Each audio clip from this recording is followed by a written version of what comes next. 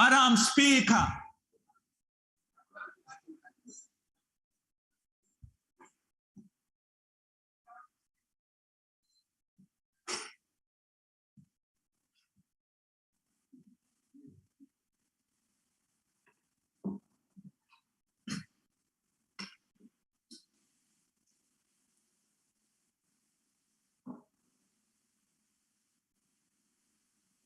there will now be an opportunity for silent prayer or meditation.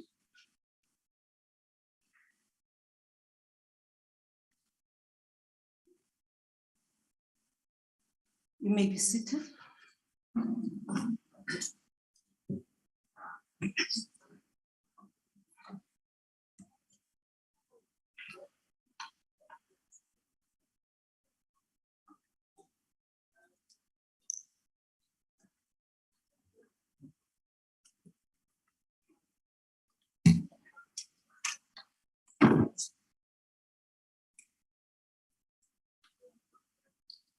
Order.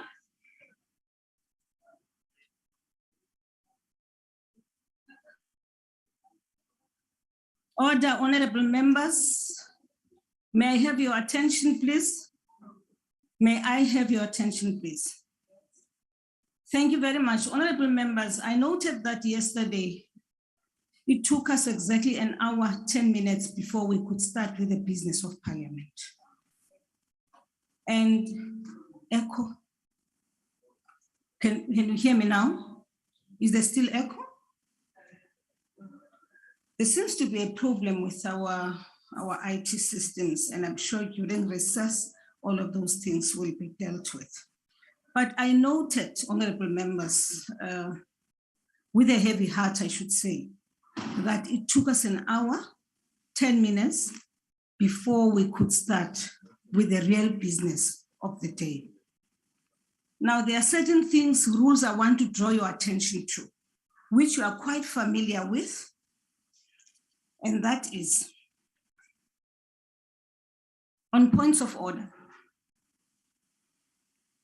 Sub-rule 1, rule 92.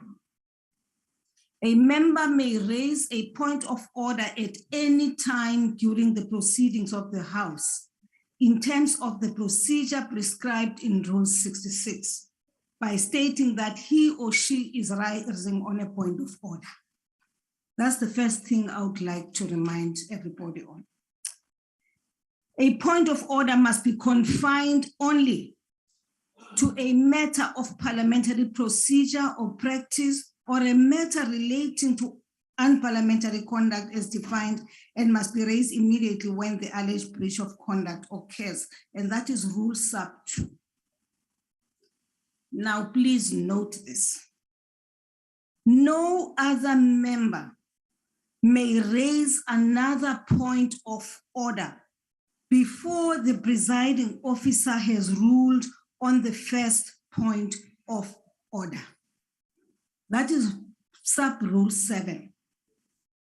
No member may raise a point of order again on a similar point of order if the presiding officer has ruled that it is not a point of order or that the matter is out of order, which is sub-rule 8. Members may not disrupt proceedings by raising points of order that do not comply with the rules. A presiding officer's ruling on a point of order is final and binding and may not be challenged or questioned in the House. And this is now sub-rule 11.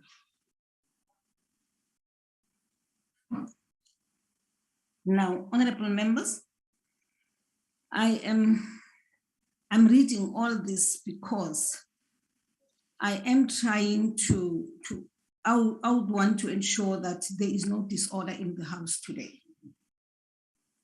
And honorable members, it makes it very difficult for a presiding officer when everybody is up on their feet and everybody is raising a hand whilst the presiding officer is yet to deal with the first point of order. It makes things difficult. I want to appeal to all of us that with all the differences we may be having, but it is important for us to maintain the decorum of the House. I'm appealing to all of us, honorable members. It is important that we maintain the decorum of the House. On that note, honorable members, I hope I am understood and that honorable members will conduct themselves like real honorable members should. I thank you, honorable members, for your attention.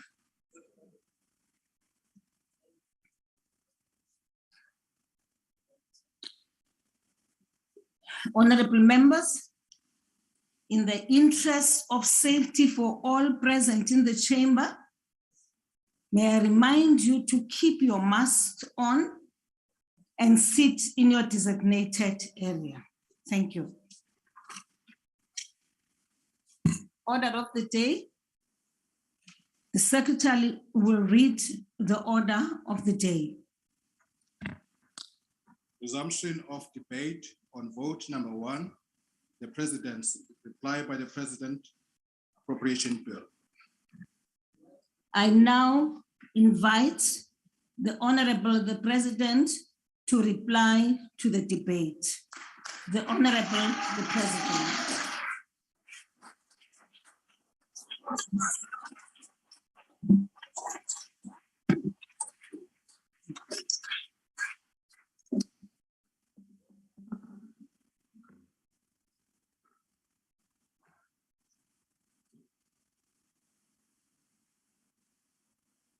Thank you.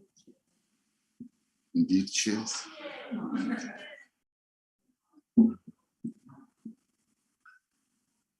Speaker of the National Assembly, Deputy President David Dabede, on a point of order. On the virtual platform. A point of order, Speaker. Yes, Thank there you is very a much, point Speaker. of order. Thank you. Thank you, Speaker. I rise in terms of Rule 92, and I think in terms of also being Bring your mic. compliant, Bring your mic closer. in terms of being compliant with your request that there must be order in the House, I will request your patience Yes. and indulgence as I read what premises my point of order. So I'll begin by quoting the Constitution, Schedule 2, so that we have a better understanding of what point of order I'm writing on. And I'm taking extracts from that, and it reads as follows. Faithful to the President swears and solemnly swears that he will be faithful to the Republic of South Africa and will obey, observe, and uphold and maintain the Constitution and all other laws of the Republic, and he solemnly swears sincerely to promise it, and he promises that I will always promote all that will advance the Republic and oppose all that may harm it, protect and promote the rights of all South Africans, as well as discharge my duties with all my strength and talent to the best of my ability, my knowledge, true to the dictates of my conscience. Do justice to all, devote myself to the well-being of the Republic, all of its people. In the case of the oath, so help me God. So, House Speaker, I read this oath because the President of the Republic of South Africa has been charged with combating the Corrupt Activities Act, charged with contravening.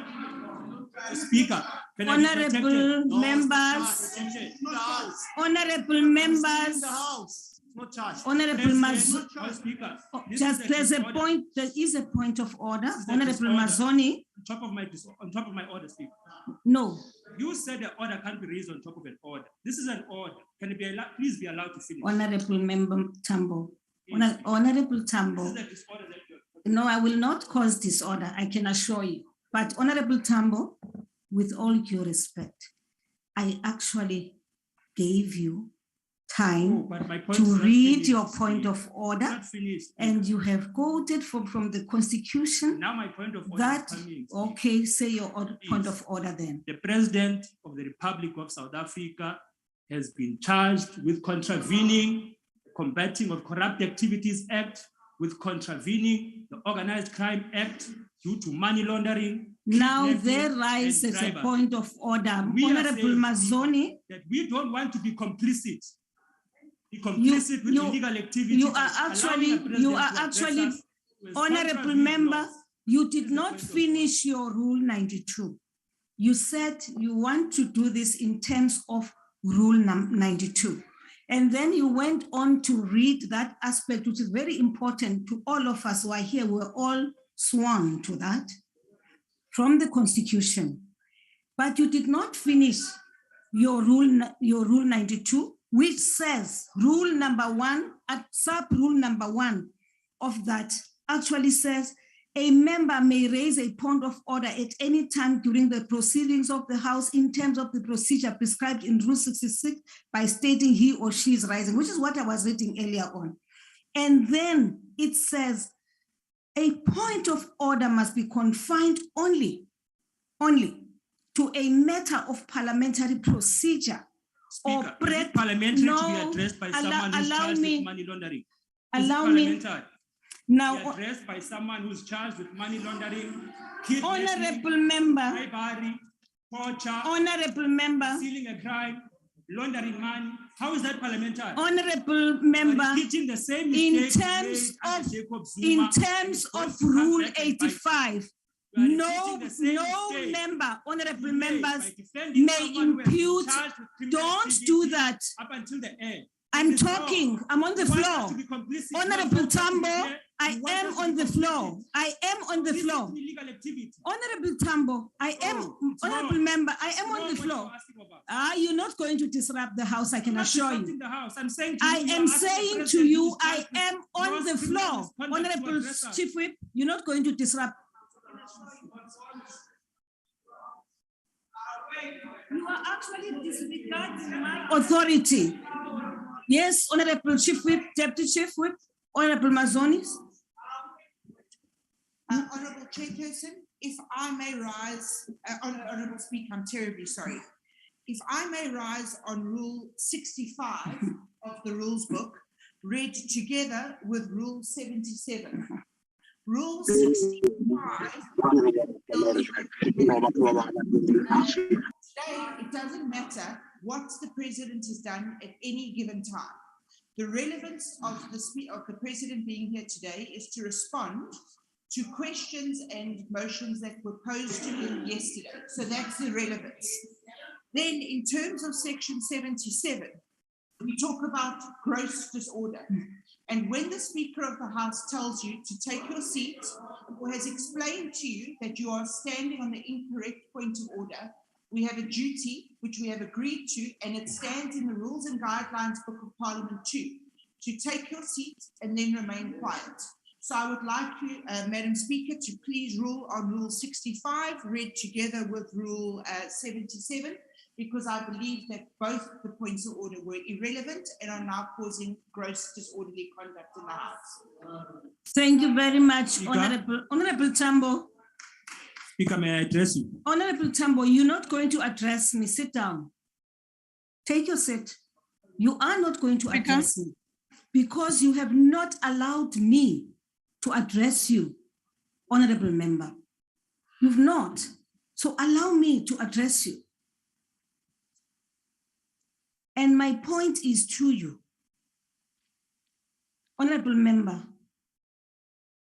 as you raise your point of order, you should not in any way make reflections upon the President or any other members of Parliament. And this is what you are doing. Your point of order when you started, I allowed you to speak because you said you wanted to speak on Rule number 92. You went on, you read the Constitution, which was very good, and I allowed you time. And after you've done that, you are now making reflections on people in the National Assembly. And I am saying I cannot allow that because that is out of order. That is out of order. May I clarify, Speaker? You're not going to clarify No, that. but you have made a ruling that I think is And inconsistent. in with what I was saying. addition, In terms of what I was saying, Speaker, you've not followed what I was saying. no, I followed what you are We saying. wanted to take our time. Honorable Tlakute, Speaker, But Speaker, can you also know that you are here in Parliament as well on virtual platform? We have called order Okay. here. okay, Honorable Speaker. Mkhalip. Honorable Tambo, I took my time to you explain took your time and I took Constitution, my time to because there's no explain the limit to a rules point to of you. order. The people at I- home need to understand what we're saying the president has done. Honorable Tambo, You need to explain to the people of you South are Africa that the causing president has disorder not in the advanced. house. Why are you limiting us from that? Honorable Tambo, you are causing disorder in the house.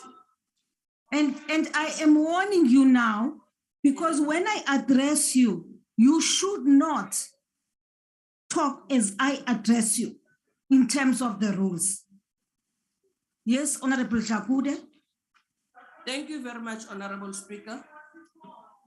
it's a point of I order. stand on a point of order. Honorable Honorable Ntangwini? Speaker. It's a point of order, right? It is a point of order.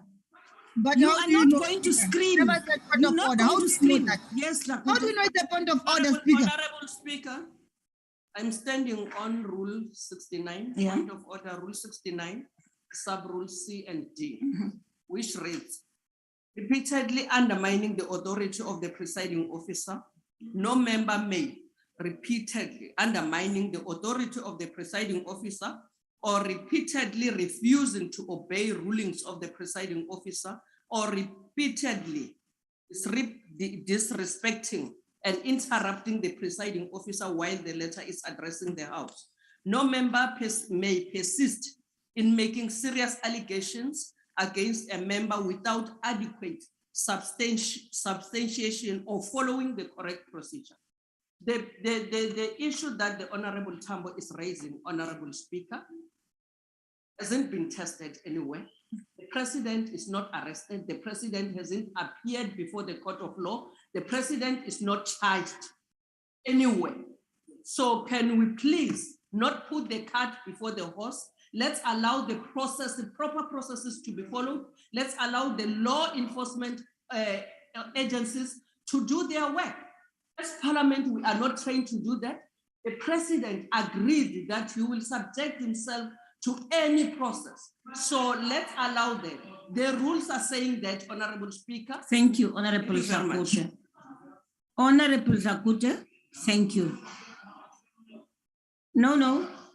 Hold on, honorable members. I'm not going to have anyone disrupting this session. Not again. Not again. Now, honorable member Tambo, I am now giving you a formal warning. You will not do what you have done again. We now proceed with the business of the time. May I ask a question, House Chair? Did you make any ruling? But House Chair, can I be protected? I want clarity. You are because protected, Honorable Tambo. Previous speaker says that I violated your ruling. Can you clarify if you made any ruling in terms of the utterances? You I said? have violated the rule because as I was addressing you, right, you continued to speak.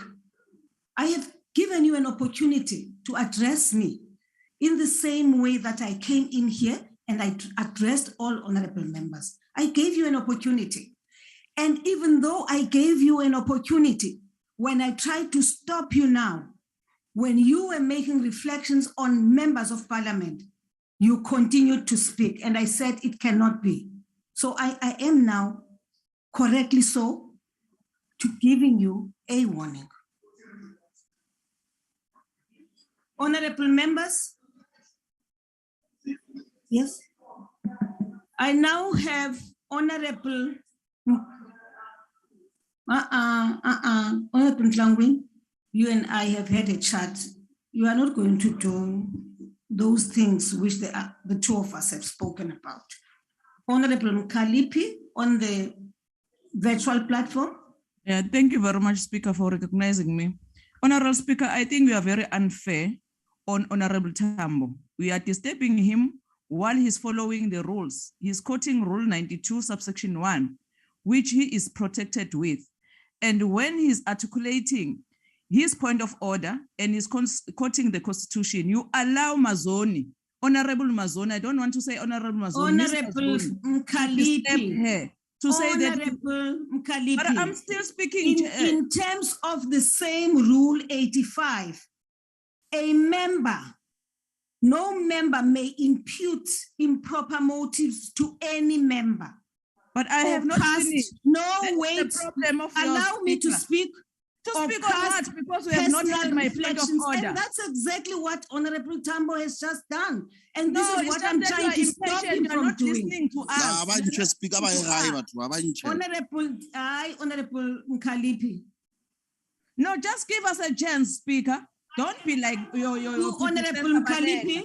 You must not be Honorable impatient. Mkalipi, I You am must now preside warning you. over this house. Don't be impatient. We are putting point of order. Honorable Mkalipi, I have warned you. On what now? I am saying to you, I have ruled on Honorable Tambo's statement. Because now you are challenging both yourself and Honorable Tambo are actually challenging my ruling. I want a clarity. I'm not challenging your ruling. I'm No, saying, you are. no, You just are. listen for a second, Speaker. I'm saying what she Honorable- was on the platform. Honorable Tambo, You allow Mazoni to disturb him. Why is articulating in terms of the Honorable Mazoni. So when Speaker, now you don't respect the Constitution of Republic of South Africa. Are you allowing the president to I'm now evaluate giving you the a Constitution second of South warning. Africa? I'm Just giving you a clarify on that second one. warning. South Africans wants to know that you have thrown out the Constitution of the Republic, Speaker. Just tell us. Honorable, Just clarify Honorable that Ndawanyana and the Mkalipi, chairman. you are out of order.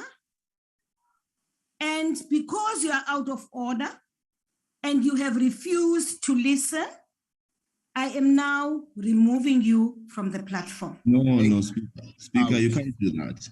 It Now, can't be that the we only proceed. intervention is warning. Proceed. Honorable Pambo, Speaker, please listen to Honorable her. Pambo, I've not recognized you. I have, and by the way, I did say that no other member may raise another point of order before the presiding officer has ruled on the first one. I didn't call for a point of order. No, I'm not going, you are not going to force me to recognize you. There are other hands in the chamber here. No problem. Yes. We're also in the house. By the- Honorable, point of order, Speaker. Honorable Umpile Maitwe, Honorable Member, don't do that. Honorable Member, treat us, just treat us with respect here in this chamber. There must be mutual respect amongst members. Don't scream at us. Honorable Mende, Honorable Mende, I recognize you. That's all we're asking. Honorable Mende, I recognize you. Honorable Umpile, I have not recognized you and I'm warning you now. I am warning you and I'm going to throw you out. Honorable Mende. Thank you very much, Speaker. Speaker, I'm rising on a point of order, Rule 92, subsection 1. Speaker, number one, I think you should also be cautious of what you say, because now you are intimidating us. You've just thrown out Honorable Mkalipi when she did not say anything but seeking clarity. Yesterday, you did the same thing, and men were manhandling Honorable Babalwa. Men I have made sexually harassing Honorable Babalwa. I have made a ruling. Honorable Mente, please, with all due respect, I have made a ruling and you are not going to challenge my ruling. On a point of order, Speaker. Ruling. I will now point of order, Speaker. You are On a doing point of order. exactly what you did yesterday. You are again trying On a to point of prevent order, the Speaker. business of the House from continuing. I am recognizing other points of order. On a point of Honorable order. Member, On a point of order. yes, you'll come after Honorable Mamuluko. Thank you very much, Speaker. In terms, I rise on point of order in terms of Rule 6. Rule 6 gives the Speaker the responsibility to frame a ruling which cannot be challenged throughout until a sitting of the Rules Committee that can make a recommendation to the House. I want to say, Honorable Speaker, since you have framed a ruling at the beginning of a sitting, at the beginning of the sitting, you made a framing. So meaning once you have done that, no other member is allowed to stand, make a reference to the matter that you have already ruled, which is relating to the President and the Phala House. So what we are requesting, Madam Speaker, is that because of the framing and the rule that gives you that framing responsibility, and that the only time any member can rise on that matter is after a sitting of a Rules Committee, meaning that no other member during this proceeding can stand on that point of order. And that immediately you can make a ruling to take even them out immediately without having to listen to that member. Thank you very much. Honorable Kubai, you are correct. There is that provision.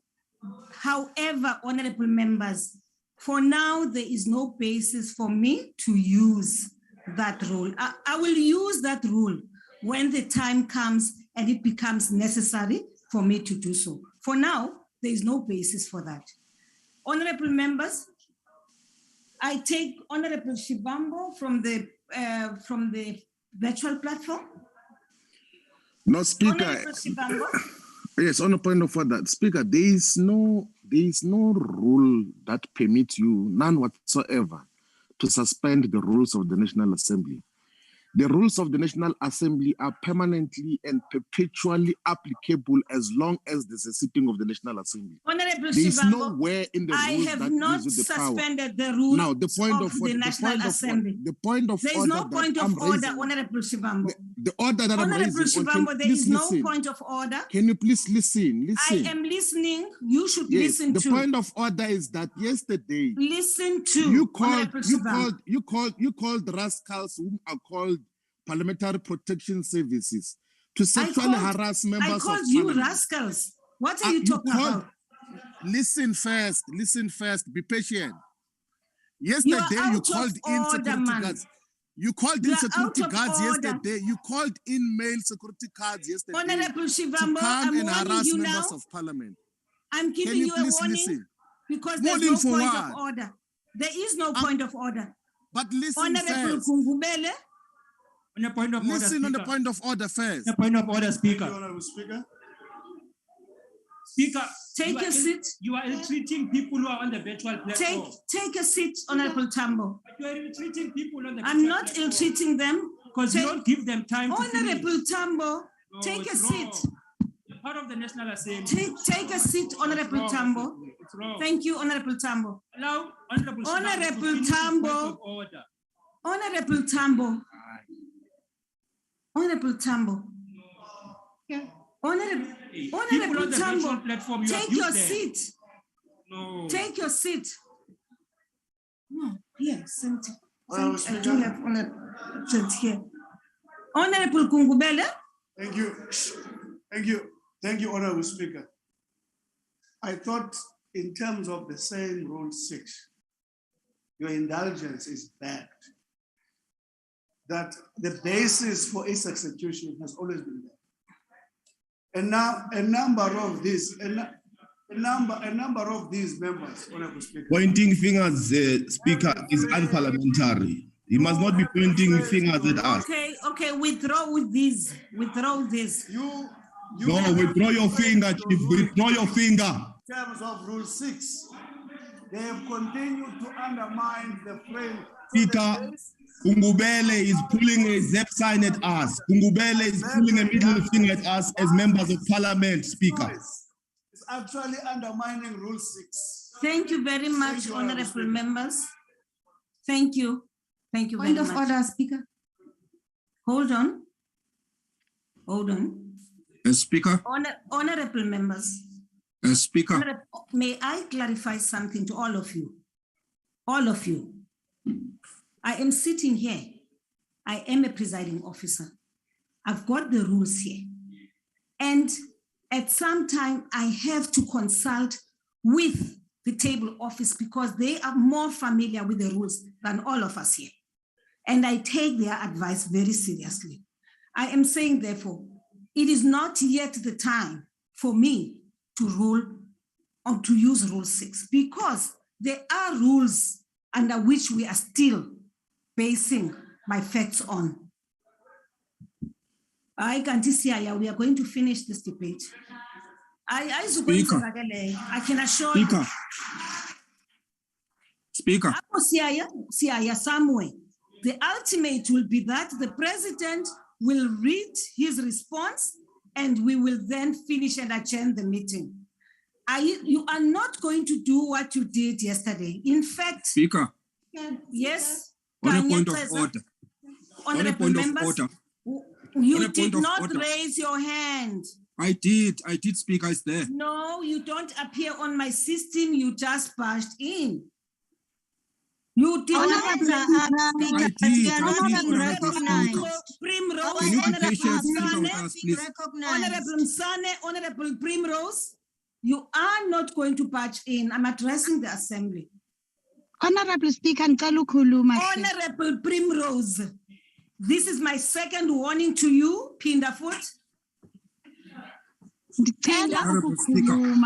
Honorable Primrose, I have now removed you from the system. For what? On a point of order, Speaker. Primrose Speaker. from the system. Speaker. Thank you. On a point of Honorable order, Cesar. Speaker. Yes, Honorable Cesar. Speaker, I want to remind you what the Constitution is saying on Section 10, the Bill of Rights. Yes. It says that everyone has a right to dignity, and that dignity must be protected. And I want you to clarify to us, which dignity did you protect yesterday? Honorable Cesar, Honorable Cesar, you are out of order. Honorable Cesar, you are out of order. In a patriarchal society Honorable like Cesar, ours. I warn you. I am now giving you a warning for the second time. Pinderfoot.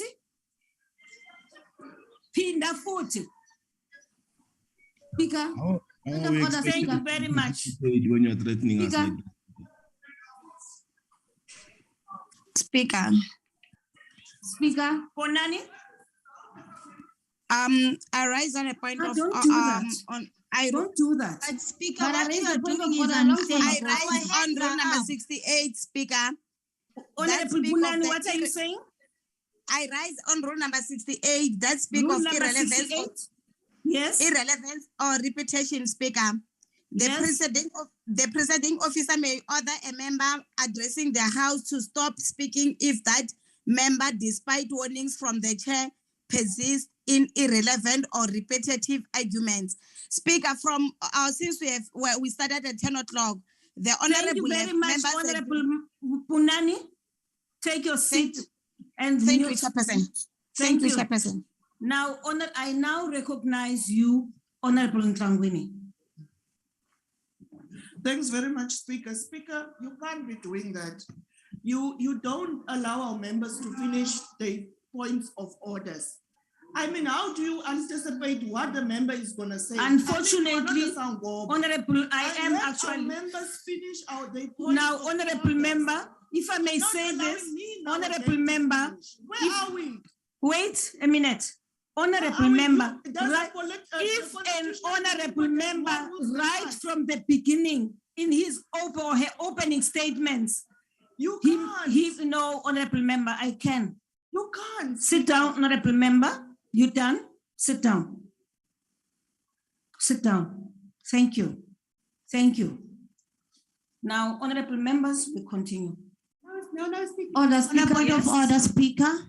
Yes, honorable. Wait a minute. Okay, the problem that we are having here is that you are threatening people. You're going to remove them. You can't just remove people. Yesterday, people were take a seat, honorable member.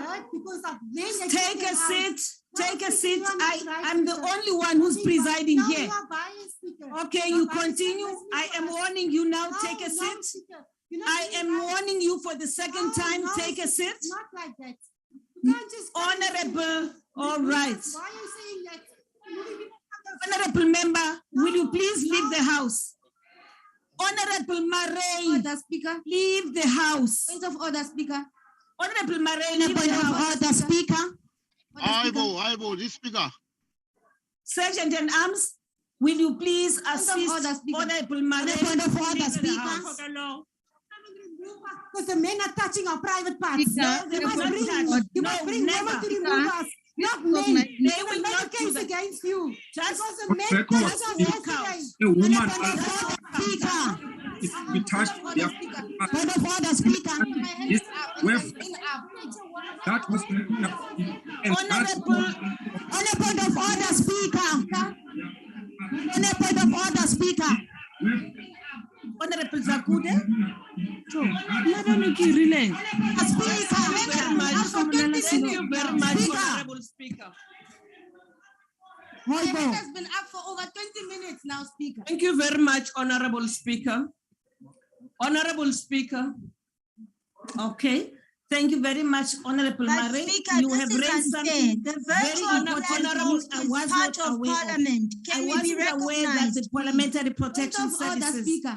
touch your private parts. Point of when order, they- Speaker. I Point of would order, not- Speaker. As a woman, I would not allow that.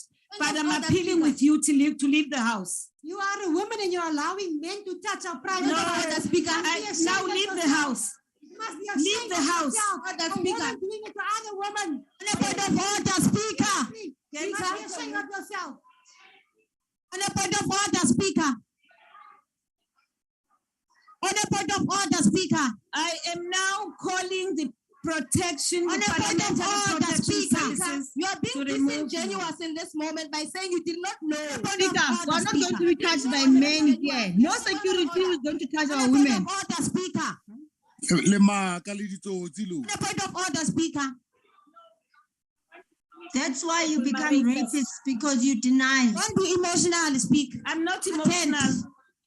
I'm not emotional. Point of order, Speaker. On a point of order, Speaker. Recognize please you, leave. Speaker. On I a have point to of be a order. man for you These to ones are not recognize you, made. Speaker. Out. They are made. They are Hand not has been made. up for 20 minutes. 20 minutes. Point of order, Speaker. Yes, point of order. I'm raising on rule number 26, subsection 2. Yes, Speaker. Among some of your responsibilities, you have the responsibility to uphold the dignity of this house. And we are conveying a message to you, telling you that women EFF MPs yesterday were sexually harassed. We're telling you for the first time now, and you have ignored these constant calls, alerting to you as a speaker who's a woman, that women in this house were sexually harassed by the securities you called on them. And you are doing it again by ignoring us and also acting very unleniently to women MPs in this house. Thank you How very many much, men have come Honorable. now and disturbed you? Honorable Shirwa. How many men have been disturbing you online? Honorable When is the woman? Shirwa. When is the woman? You mute them. Honorable and you kick them Shirwa. out and you call securities on them. Honorable because you are Shirwa. anti-women. It's a warning. They must behave. Women must behave. Honorable Shirwa. Because you are doing us a favor. Honorable Shirwa. Honorable Shirwa. I've now warned you twice. And I just want to say something. I think for the sake of the integrity and the dignity of this house, Honorable Shirwa, you said Honorable Murray raised my attention to the fact that she does not want to be removed here by a man because they sexually harass them. Tula kengo tula. And I have said women should come in and remove her. Speaker, Because Tula she's is refusing tantamount to saying to shut go up. out. You Because can't you're say ignoring please. you are going to accuse me of allowing for sexual harassment of women. You are wrong. I'm gonna ask you for the last time. No, it's Speaker. your fault, Speaker. It's your fault. I've now warned you. Honorable, please leave the house. Leave the house. Leave the house. Leave the house, Honorable Chinua. Leave the house. But Speaker, you can't do that. You can't do what you're doing, Speaker. Not On a going point to of happen. order, he's got the right to raise a point of order. And he's raising very important issues. Why are you coming out? Point of order, On the Speaker. point of order, We are Speaker. not Point of order, recognized. Speaker. Let me just finish with I've Honorable been raising my hand, but you No, don't there's a point of order, allow Speaker. me to raise my point of order. Thank you very much, Honorable Chirwa, for leaving the House.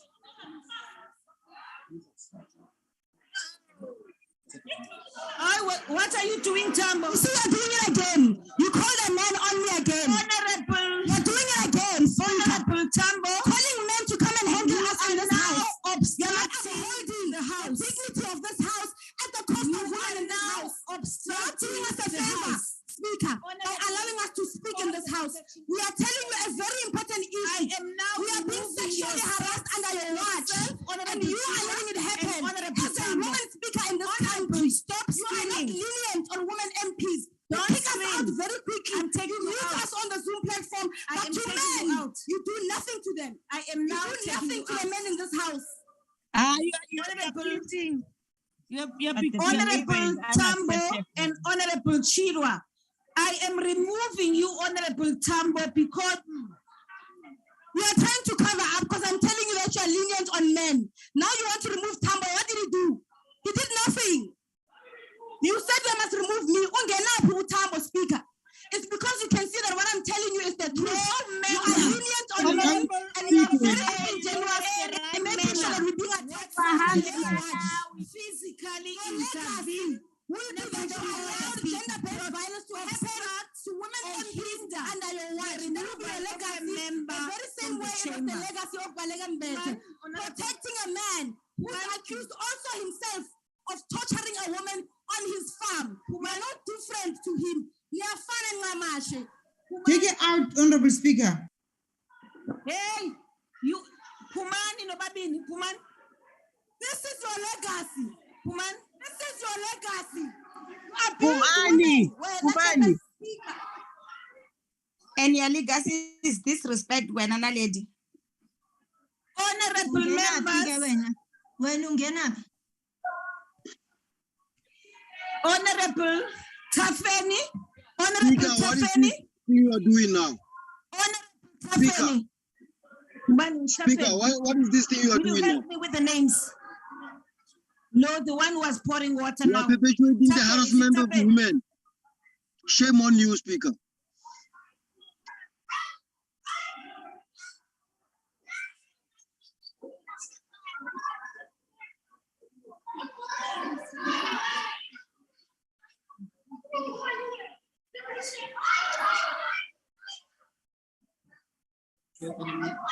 Ted. Any member who is interfering with the removal of those. Speaker, why are male security touching the You female will account MP? to this, Speaker. You will account. You will account to this thing. The chaos you Speaker. have started. Stand up. You repeating what Baleka Mbete have done. Shame on you. Speaker, you are doing all this to protect a money launderer. But you also can't field women to insult the speaker. Which insult? What is an insult? Down on record, Speaker. That is unleashing brutality. Records. Men are touching women's breasts and bums and our private parts. You call that Tell your members behave. Draw your attention. Honorable members, woman? as I read your names, Come here and be supported by you. Honorable Tafeni, If you can say Honorable Mkondo, Honorable Matulela, and Honorable, yes, those people, honorable members must leave the house. shut out by you. And that is Rule 735 for obstructing the removal of members from the house. Honorable members, leave. No. Okay. Leave the house. Leave the house. What did she do? Honorable members, leave the house. What did they do? What rule are you using? Which rule? Honorable members, will you now leave the house? It is Cyril who must leave the house. Will you please, It is the money launderer who must leave the house. will you please take out Honorable Matulela, Honorable Mkonto, and Honorable Tafeni? Then Speaker, what did they do? Mkonto is out, Honorable Matulela, and Honorable Tafeni. You are not a woman when I speak. You are not a woman, you are a male. You caught people with water. No. Because you opened a bottle of water. And therefore, We need to protect the speaker.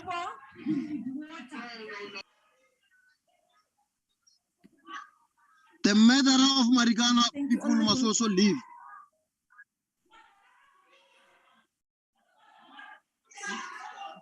They must leave. I said they must leave. Invite the PSS to remove them. Ladies.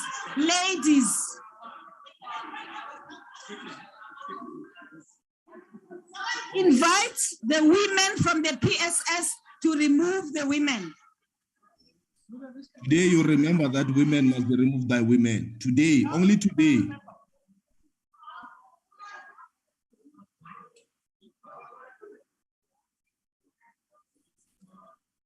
Meeting.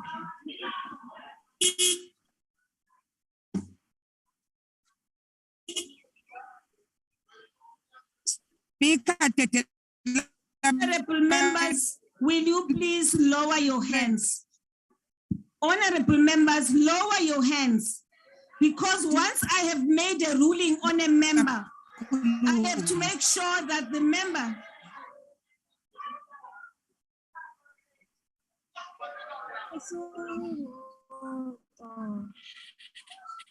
Ngeke sizehlisa izandla lalela into esishoyo thina ukuthi sithini.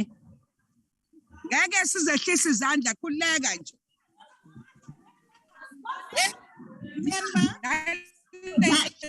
Honorable members, you take okhelele ngasisebenza ngoba nifuna khona ukuthi nazithanda. Ngeke nje they kick Babalo again. They must do suspend the business of the house. I now suspend the business of the house. And honorable whips, will you please come together here? You must suspend Cyril. Suspend the money launderer. You must suspend all the EFF. Honorable members, Amanda. Honorable members, Charlatan. We are not going anywhere. Suspending the business of the house, and whips, will you please consult? Recording stopped.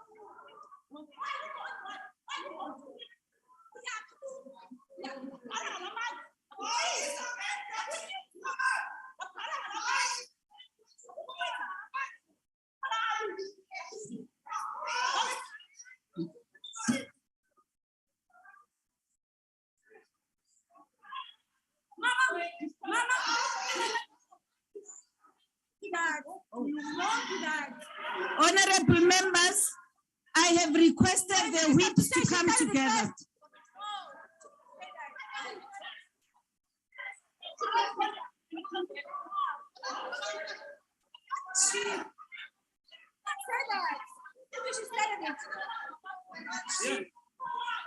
Honorable Zakute, Honorable Zakute, will you please escort the president out? Will you please escort the president out? Thank you. Honorable chief whips of political parties.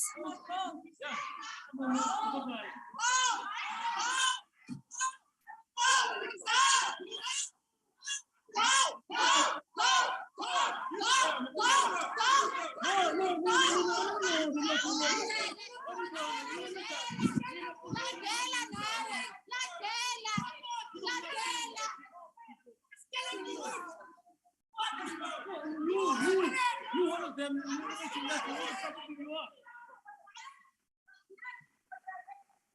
Yes, yes.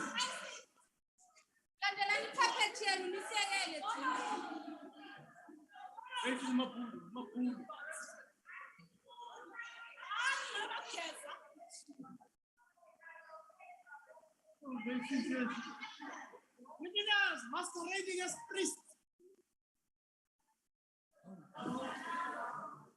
Well, Chief Whip, you are actually hosting the meeting which I have called. And whips of the majority party, will you please go out? The other whips are leaving.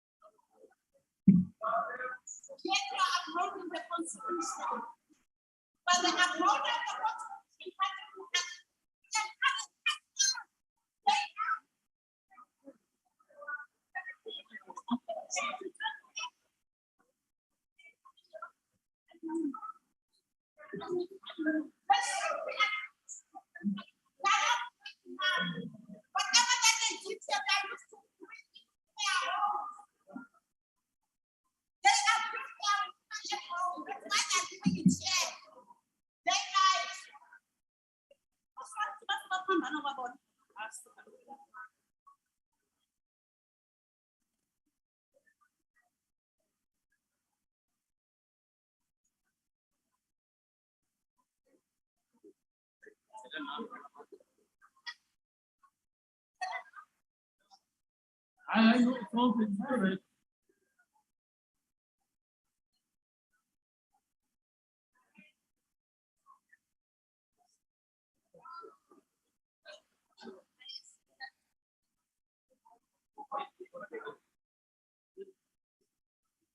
Members, when the business resumes, the bells will be rung for 15 minutes for you to convene again in a short while.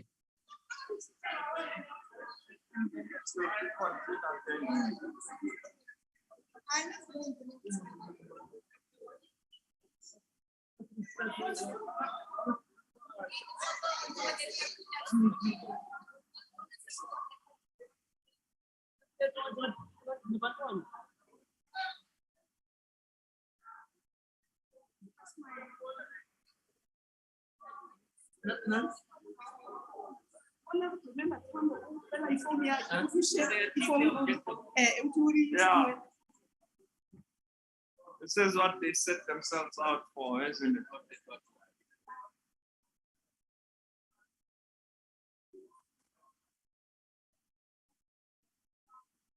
See, the problem is that they think they have the monopoly on fighting. Yeah.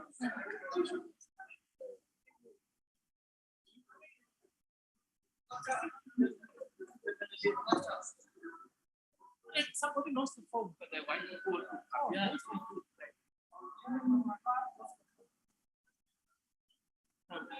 Yeah, but she lost the phone. Nope.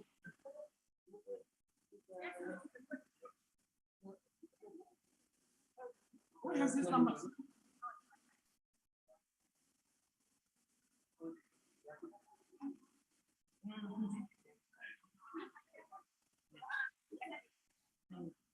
Yes, but why was that address? Why did you address us? Just to set the situation. Why did you address us? Just to state the situation.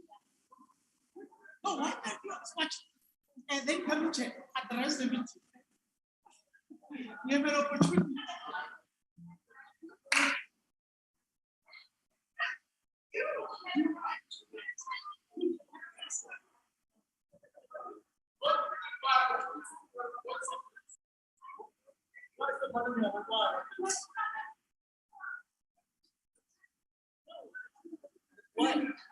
Amangele.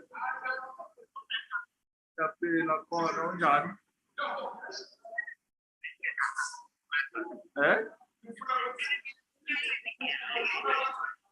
Hayi kubi.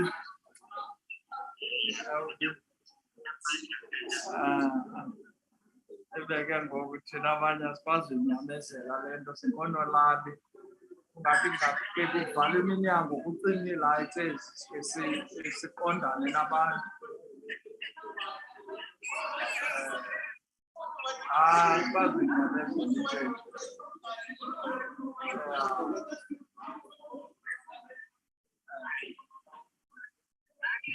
Kuhle madam.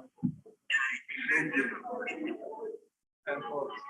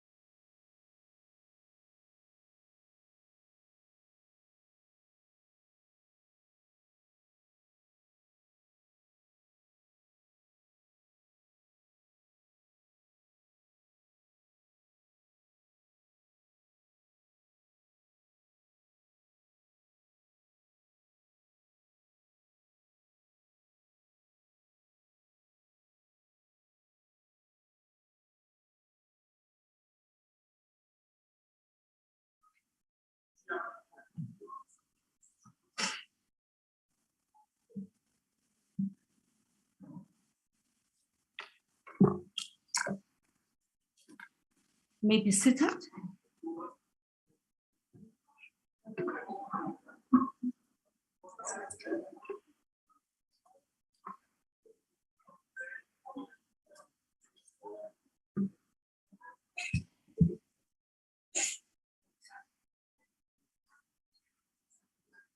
Honorable members, order. Order, thank you very much. Let me start by apologizing to you for adjourning the sitting in the manner in which we did. All of us expected that by now we would be done with our work. However, in terms of the powers vested in me, I had to give rule number 77 because it allows me, in the event of a grave disorder at a meeting, that the presiding officer may adjourn the meeting or may suspend the proceedings for a period to be stated by him or her, which is what we have just done. Honorable members, I want to start by, before I'm going to allow parties to speak, and each party will take a minute. But I want to start by saying what happened here this morning is totally unacceptable. All of us as members of parliament, the first thing in your orientation or in your induction, wherever it is, the first thing you are taught, amongst others, is that this part at the center where the mace is kept is a sacred part of the chamber. You may not walk there for as long as the mace is there. You may not even cross the floor from the one side to the other for as long as the mace is there. Now, what happened this morning was totally unacceptable. And I mean unacceptable, honorable members. But allow me to give each party a minute to speak. And Honorable Tafeni, fact that I'm speaking with you present here, keep it in your mind, I haven't forgotten that I had asked you to leave the house. So once these parties have spoken because you decided to come back and you're occupying your seat, remember, you will still go out. Honorable the ANC Chief Whip. Honorable Speaker, thank you very much. Indeed, you have practiced what is written in Rule 77, that when there is grave disorder, you can suspend the House. And we have fully supported your intervention. We met as political parties. I presided over the meeting, as I usually do when there is a Chief Whip's forum. We have agreed that on the order paper, there is one item, response by the president today here. And we are saying the president is going to respond in this chamber today at this hour. And whatever has happened in the previous session before adjournment must be investigated and proper steps must be taken. We cannot be taken for granted here as members of parliament. When we have agreed in the Chief Whip's Forum, we agreed in the NAPC on the procedures that parliament is going to undertake. And therefore, as the ANC, we are saying President is going to address here because parties yesterday have raised their concerns, they've debated, they expect the president to respond. The South Africans are expecting the president to respond. And you cannot come here and talk about the charges that are nowhere to be found at this moment. When that time comes for charges, then it's a different game altogether. Now we want to proceed with the sitting. Thank you. I thank you, honorable member from the ANC, the DA. Thank you very much, Madam Speaker, members of Parliament. What we have seen today in this House can never happen again. Not only do we as Parliament deserve better, but the South African Republic deserves better. We are 400 representatives of almost 63 million people. 63 million people count on us to make their lives better every day.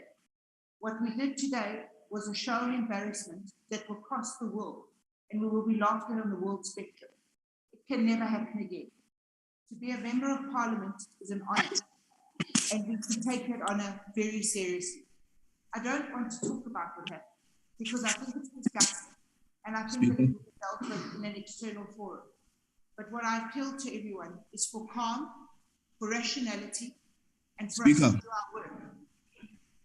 So many people need our help. There's a point of order. However, Honorable Member, if I may remind you, I did say that when honorable members on the virtual platform raise a point of order, do so by raising your hand. The table assistants will see your hand on the system and will draw my attention to it. Sorry about that.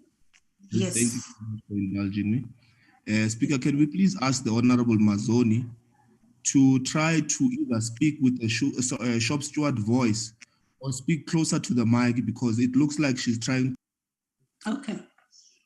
To the voice, closer to the mic. Thank you very much. Thank you, Honorable Malema. Honorable Mazon, sit down, Honorable Mazon. Thank you. In this instance, and then you speak to, closer to the mic. Thank you. To be a member of parliament is a great honor. We all know this. 400 of us represent 63 million South Africans. We do not have the luxury of causing chaos, especially at a time where our country finds itself in the situation that it's in. Section 36 of the Constitution limits our rights, and it says that no one's rights may outweigh someone else's rights. My party and my party leader took part in the debate yesterday, and it is our constitutional right to hear the response of the president. The president has a constitutional right too to respond to what he was asked and messages that were sent to him yesterday. I ask that we hold the decorum of this house, that we start acting like the 400 representatives that the South Africans voted into public. And I would publicly like to thank the Democratic Alliance Caucus for being well behaved. And I'd like to thank every other member in Parliament who sat down, did not get involved in physical altercations. And I'd like to say that I hope going forward, we never see this violence again. We've come from a violent background. Let us teach our children that violence begets violence. And we only need to be an example of good governance and good behavior to children who are watching Parliament. Thank you, Honorable Mazzoni. Thank you, Speaker. Thank you. The Honorable Member from the EFF. In this case, it will be Honorable Shivambo from the virtual platform. No, thank you very much, Speaker. Please beg my indulgence. I beg your indulgence so that we are able to hear each other clearly. Yesterday, the public protector of South Africa was suspended by a sitting president, and there is no conviction that has been passed by any competent. Honorable Shivambo, I don't want us to fight. I don't want. I'm giving context. Please give. No, my brother. No. You are completely out of order. We are now talking about what happened before we left here and how we move forward. Yes, the way forward that we are putting as the EFF is that the president, yes, he's not yet been convicted, but there are serious allegations against him. He must therefore not be permitted to speak here in this parliament. We did the same thing in the previous administration, and you know what have been the benefits of this decisive and necessary action. So Mr. Cyril Ramaphosa must not be allowed to speak today there. In the same way the public protector is suspended, he must step aside as well so that he can be able to answer to all these allegations of money laundering, of torturing women. In the same way, the Honorable Shivambo, you've made your point. But you allowed the previous speaker to speak for 2 minutes. I was counting now. No, it was 1 minute. And then in conclusion, Speaker, you are at minus 23 seconds now. In conclusion, Speaker, we have opened a case against you as a speaker and the security rascals of Parliament who have assaulted our members who are currently in hospital. you are going to be held accountable for calling violence on members of parliament. We're going to take action against you. In the same way, we were charged in parliament for touching a white person. Now we're acquitted. You are going to be held accountable for instructing rascals to assault members of parliament in a way that is unconstitutional. So that you must take note of. Cyril Ramaphosa must not speak today. Thank you very much, Honorable Shivambo. You've made your point, and I've noted what you've just said. And he's not going to speak. That's and may I now invite the Honorable Member from the IFP? Thank you very much, Honorable Speaker and Honorable President. I'm sorry I'm going to sit, but I think it's better that you can hear. Firstly, I believe that there are many platforms and fora where we could address some of the issues that are being raised here Conformists are speaking. by other members. And Conformist. whether Honorable Malema wants to call me a conformist or not, he's right. I am allowed to express myself on behalf of my political party. And as far as we are concerned, we have gathered here over the last 2 days to deal with Budget Vote 1. And we received the remarks by the President. There were remarks by all political party leaders. And we expect the President to respond to whatever was said yesterday. However, having said that, Honorable Chairperson, I think we also as Chief Whips Forum, and we've agreed that we need to investigate some of the actions that took place in this House, the injuries that might have taken place to members of the Public Protection Order and to members of Parliament. And this is something we want to assure this House that's going to be done. And we believe as the IFP that the President should respond, and we want to listen to his response very, very carefully, notwithstanding the fact that other issues will be taken up as we proceed. Thank you. Thank you very much, Honorable Member. Honorable Freedom Front. Speaker, can you please ask the ICT to allow President Julius Malema to enter the platform? He's been put on hold. Why is he out of the platform? No, he had network issues. It was network issues, Speaker. So he's trying to log back in, but the ICT is not allowing him in. Please. Okay. Yeah. Thank you very much. Honorable Malema did address me earlier on, but ICT, will you please make sure that he's back? Maybe he's cut off, but I don't think there's a deliberate decision which was taken for him to be out of the system. Honorable Mtangwini. Yeah, thanks, Chairperson. Speaker, I just wanted to correct you. It was not Honorable Malema for answered purposes. It was Honorable Vuyani.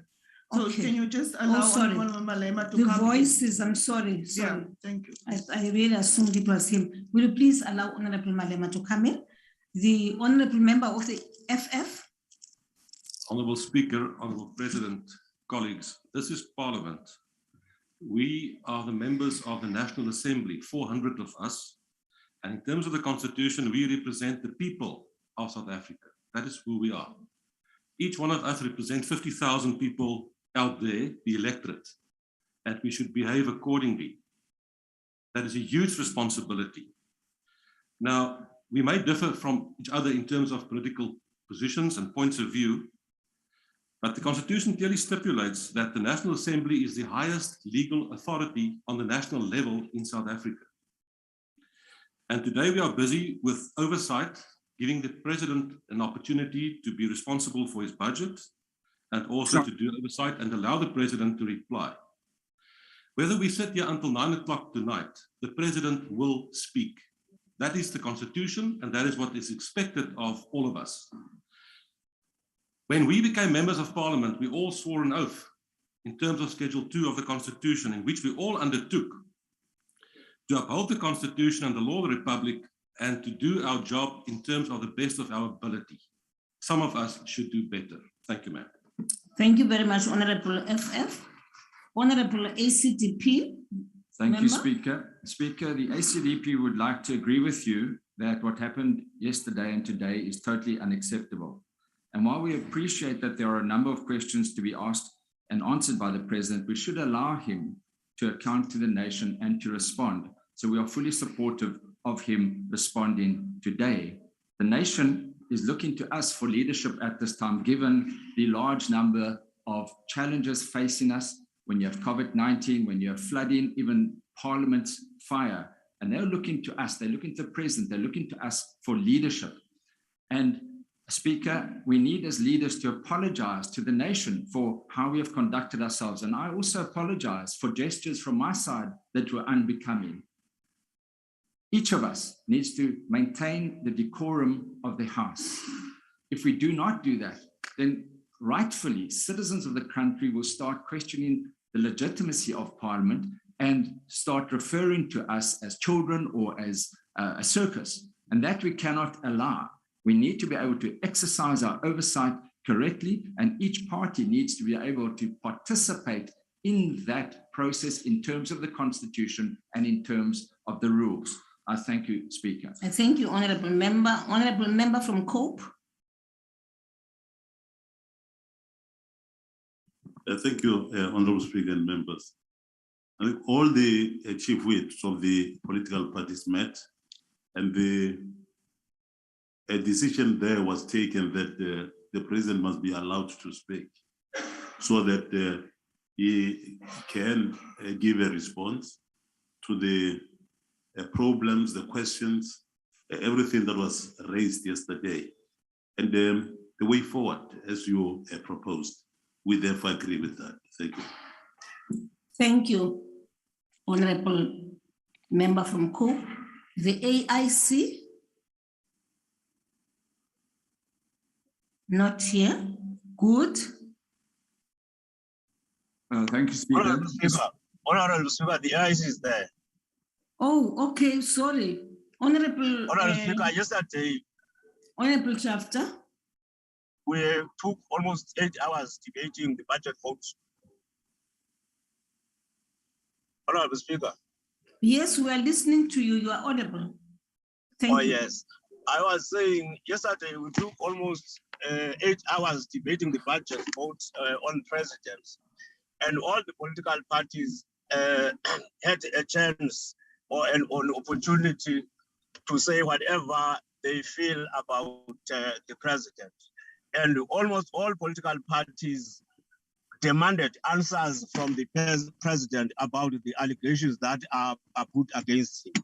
We are therefore expecting the president to respond today and listen what he's gonna say about the allegations. We therefore cannot disallow the president not to respond to our demands. That is to our questions that we posed yesterday.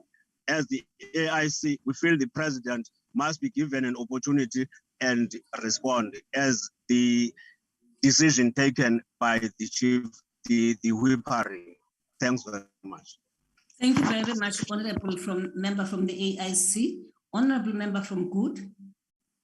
Thank you, Speaker. Speaker, what we saw yesterday and today is deeply disturbing to see the People's House degraded in the way we have seen it.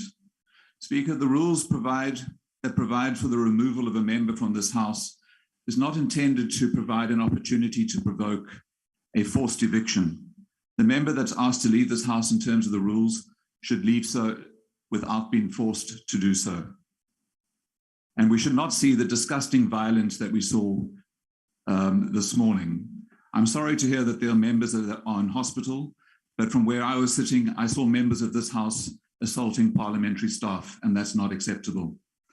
Speaker, we are here to conduct the business of the people of South Africa. Speaker, order. We do not represent our personal grievances. Order. We are here members. To serve the people of South Africa. Order, Speaker. There is no point of order for now. Speaker, he's lying. There's no such that happened. Remove, no such that happened. Withdraw that. You are saying he's lying. I will not withdraw. He's lying. He's lying. Why single us as saying we assaulted the staff? We did not. They assaulted us. Honourable Yako. We did not. No, that's a lie. Honourable Yako, will you please withdraw what you have just said? Not withdraw, Speaker. Okay, then if you're not withdrawing, please, you feel free to walk out. Please, you leave the chamber. Speaker, how is it that always the only option is to kick people out of Honourable Pambo, wait. I am using the rules of the House. Honourable Yako, please leave the House. Speaker, he is misleading the House. He is misleading the House. He is lying. He is misleading the House. We can take. Honourable, will you please withdraw? That is not what happened. You are refusing to withdraw. I will not withdraw. But he's misleading the House. Iyako, I'm coming back to you. I will allow, good, you've finished? May I conclude, Speaker? Please conclude. Thank you, Speaker. Speaker, we're not here to represent our personal grievances. Why are you concluding? We're You're a elected to liar, serve Wena the man. people of South Africa, and their crises are urgent. Speaker, they rely on us. The people of South Africa rely on us to provide leadership and solutions, not chaos and disrespect. Thank you. Thank you very much. The honorable member from the NFP. Honorable Speaker. NFP, please. Thank you, Honorable Speaker. Honorable Speaker, in this House, we have different processes that we follow. One of the things we're dealing with now is the budget process. And the purpose of a budget process is to ensure that we have allocations of resources so that we can deliver services to the people on the ground. Now, 63 million people in this country, Honorable Speaker, are watching the decorum and dignity of this House go to an all-time low. They have entrusted us as the highest decision-making body in this House to act in the best interest, with respect, with dignity, with the highest levels of morality. Now, what we are doing here, Honorable Speaker, is everything else but acting in the interest of the people. The National Freedom Party is very clear about this, that the process must continue. If we are unhappy about anything, we have other opportunities, we have other processes that we can follow. But this particular sitting must take place, it must continue. There are allegations will be dealt with. There's allegations against many people, not only in this South, all over the world. But we cannot live just on allegations. Allow the processes to continue today, allow the president to continue so that we can take South Africa forward. And I want to plead to anyone in this House that has the interest of the people of this country to please allow the process to continue. Thank you, Honorable member from the National Freedom Front. I am sorry, Honorable member from the UDM, I should have called you before the member from the NAF. Thank you, Speaker. I think I heard Honorable Mazone complimenting or commending members of a caucus for being well behaved. Well, I think I should commend the 50% attendance record of the UDM in the House for those guys for being well behaved. Look, Speaker, I think, firstly, let's give a bit of context. This is, if you were to look at it, this is President Ramaphosa's pay back the money moment. If you were to look at the political strategies employed in the House. And it is not up to us or up to the UDM really to try to be a political analyst and analyze the position of other political parties, whether I agree with them or not. But what is important is that I have been in the media over the past few days, speaking on behalf of my party, saying that we expect the president to come here to account. And my leader, my president, actually did raise a few issues in his speech that he would like the president to respond to, because this is the opportunity to do so. In other words, what we expect is that once you have allowed other parties to ventilate whatever views they want to bring forward, it's important that this process proceeds so that the president can respond to the inputs that were made by the party leaders. But I want to also say that I think the violence is really, the use of violence is really regrettable. It's something that is this House, we need to once more investigate again, look into it and see how we can prevent it from happening again in future. I think, Speaker, you know, there are a lot of videos circulating around. I was sent a video also of EFF MPs who are still being manhandled outside. They were evicted from the House, but outside of the precinct, they were still being beaten, even though they pose no threat to the security. What do you call them again? PSS. Now I'm trying to say we need to look at people who have evidence of all the violence that has happened in the House. They need to be submitted so that we look at this thing properly as we map the way forward and try to do it properly. I said all videos that have to do. Thank you very much, Honorable member from the UDM. Honorable member from the ATM.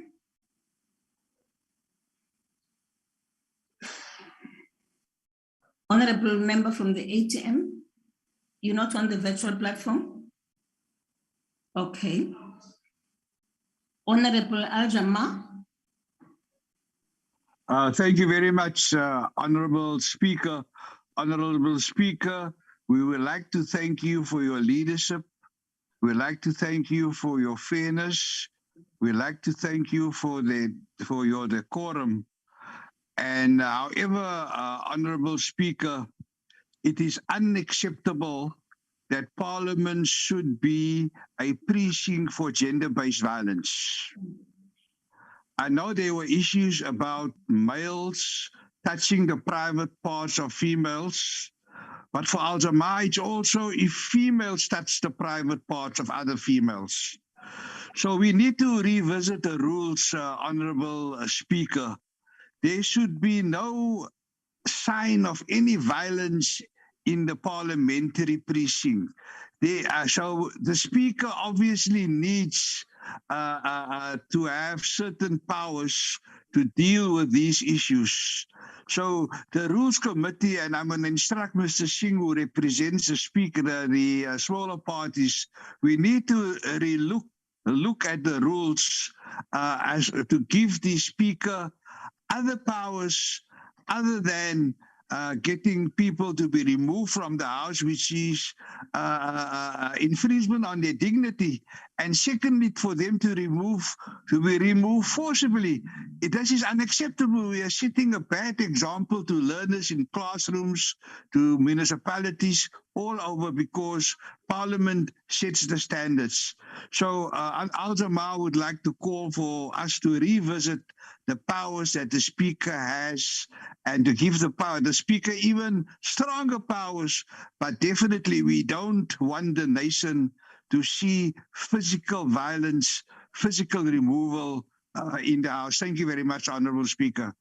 Thank you, Honourable Member from Al-Jama. The last speaker now will be Honourable Member from the PAC. Thank you, Speaker. The last speaker should have been the Honourable Member from Al-Jama. This thing of calling Al-Jama before PAC is at the Speaker. I apologize. My apologies, Honourable Nyoto. Be that as it may, Comrade Speaker, we have raised issues last night with the President, issues that I believe are relevant for my constituents. And therefore, I expect the President to come and respond to those issues, in particular, the plight of military veterans. So the President must speak and respond to our issues. Thank you, Speaker. I thank you, Honourable Member. Honourable Members, order. Honourable Speaker, can I correct something here? Honourable Malema. Honourable Malema, yes. The Honourable Sin said, I said he's a conformist. I never said that. I was not even on the platform. I was listening on TV. So it's incorrect to just put me into things I'm not in, please. Okay.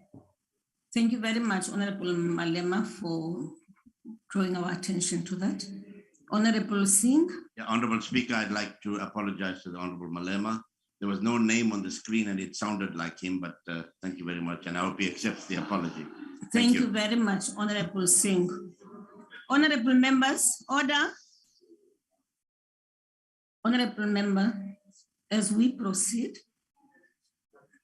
allow me to just indicate to you that we've taken serious consideration into the issue which was raised here by Honourable Chirwa. Honourable Chirwa, who actually was really throwing it at the Speaker that the Speaker is committing gender-based violence. I would like to say that, one, we were not aware of what is happening if it did happen. And therefore, what we will do now is to conduct an investigation post this debate. Conduct an investigation. Fortunately, there are videos everywhere, even outside there are cameras. So we'll be able to get the exact information about what happened as people were being taken out. But equally, I want to commend Honourable Ntangweni yesterday, because when she was asked to leave the House, She understood exactly that and she walked. And as the parliamentary On a protectors... point of order, Speaker, no, now you are patronizing us. No, you are patronizing us and it's wrong what you are doing. No need Never to divorce patronize. me from my caucus. Never do that. We're not okay. You've been patronizing me the whole morning. Don't ever do that. I withdraw. Don't do it. I don't want to patronize the Don't chief do whip it. of the EFF. Thank you, Honorable Mhlangwini. Honorable members, on that note, we will investigate the matter as it happened. Honorable members, we are 400 members here. We are representing 14 political parties. And of course, representing 14 political parties also implies that we are representing millions of South Africans. As we proceed, I want to start with you, Honorable Tafeni. No, wait. I want to start with you, Honorable Tafeni, and remind you that the members who I had requested to leave the House have left the House. You were supposed to leave the House. For now, you have not done that. I am now requesting you to leave the House. Thank you, Honorable Speaker. Speaker, because during the time that is a man and so they're supposed to be because it's because of all of that, Honorable Tafeni, will be investigated. But what you did, I am leaving.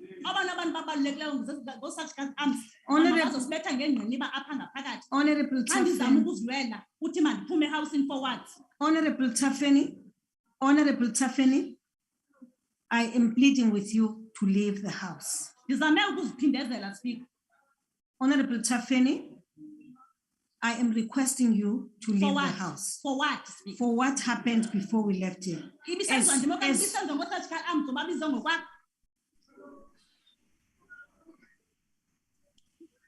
Point of order, Speaker. Honorable members, allow me. Honorable Speaker, we are asking you to protect women. What is this thing that you are doing that you allow men Honorable to touch members, women's breasts the way they do, and women are defending themselves? You are punishing women for defending themselves. Honorable members, if I may read Section 73 of the Constitution. We must not allow people one to of the rules, and allow me to start with one, which says, if a member refuses to leave the chamber when ordered to do so by the presiding officer in terms of Rule 70 or 71, the presiding officer must instruct the sergeant in arms to remove the member from the chamber and the precincts of Parliament. Number two, Speaker, she's if the telling you why sergeant she's in not arms is leaving. unable in person to effect the removal of the member, the presiding officer may call upon the Parliamentary Protection Services to assist in removing the member from the chamber and in the Speaker, you precincts must of Parliament. protect woman. Protect her. She Rule is telling you is why she's not if a leaving. member resists attempts to be removed from the chamber in terms of Rule 1 or 2, the sergeant in arms and the Parliamentary Protection Services may use such force as may be reasonably necessary to overcome any resistance. And this is no directive for them in the process to touch your private parts as you have indicated. They did. They touched her private part. No member may in any manner whatsoever physically intervene in, prevent, obstruct, or hinder the removal of a member from the chamber in terms of these rules. I've read those rules and I really want to make a plea to you that you observe the rules which we have adopted in Parliament here. The point of no. Honorable members, I have noted the hand of Honorable Zangwini and Honorable Gagude, but before I recognize you, I still want to plead with you, Honorable Tafeni and Honorable Yako, to leave the House. Speaker, we are on virtual. We are on virtual. Can you also be noted, please? We are on Just virtual. leave, then we're going to meet in court. Leave. Speaker uzasenza abantu abakrwada singekho krwada asikrwadanga asikrwadanga nje basime apha nje. We have a right to be here, we have a right to speak. Honorable Speaker, please do not Tafeni, deteriorate this house, please. Honorable Tafeni and Honorable Yako, will you please leave the House? Lord, Yako was not even in the House at the time. Honorable member from the virtual system. Virtual system. I am who's that? No, I'm going. Why must they leave, Honorable Chairperson? Why must they leave when they were protecting themselves? Why must they leave? Honorable members. Okay, Honorable Papa, are you going to help me? Please help. No, Speaker. No point of order. The Speaker can get help from the floor. We can help from the We floor. want to help you. Recognize us. Can we help from the floor? In the House. We want to speak. We are in the House. Honorable. Yesterday you made a ruling that should be. But Speaker, my hand was up yesterday. I'm appealing that platform be Only muted. allowing in. Honorable members. You are not voted for it. Honorable members, the platform yesterday had to be shut down because there was disorder and people were causing disorder from the platform. But it is you who members, who was I causing thought today we would allow you, honorable members, Point to of order. not only listen, but also participate. But if you are being disruptive, I will have no choice but to close the platform. On a point of order, Speaker. Undemocratic. Very undemocratic.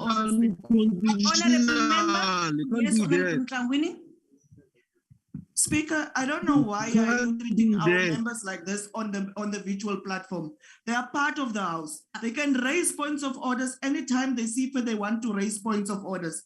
All the members that are interjecting at times, you don't look at the ANC members that are interjecting. You are quick to see EFF members and want to kick us out of the House. You didn't even give Honorable Yaku, was still going to talk to you. You said to her, now take down your hand, I'm going to attend to you. Why are you not allowing her to speak? Now you want to also chase her out. Don't handle us like that. Don't stop handling us like that. Honorable Tafeni is the Speaker. Why must Switch off the platform. Table staff, I direct you to switch off the virtual platform. Point of order, Speaker. I direct you to switch off the virtual platform. Democratic Speaker. Honorable member, point of order, Speaker. Honorable clerks of the you have not switched off the virtual platform. You haven't. Mute everybody. Thank you very much. Honorable members, Honorable Tafeni, starting with you, I requested you to leave the House. You know why. And I don't want to get into that debate right now. I don't know.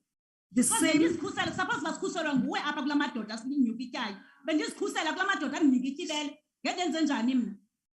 You're wrong. Honorable Tafeni, you are Honorable, I'm not going to do that. Oh. Honorable Tafeni,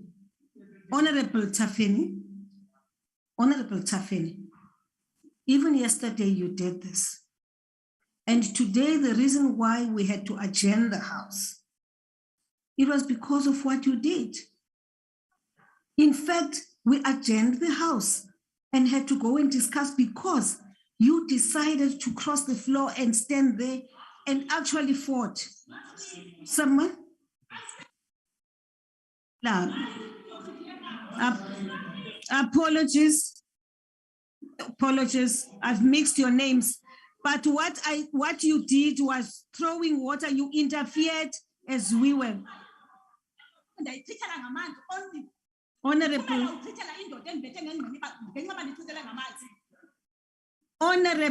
member, I am not going to exchange with you. Sergeant in arms, will you please assist the member to leave the house? Because you interfered with the process when somebody was being removed from the house.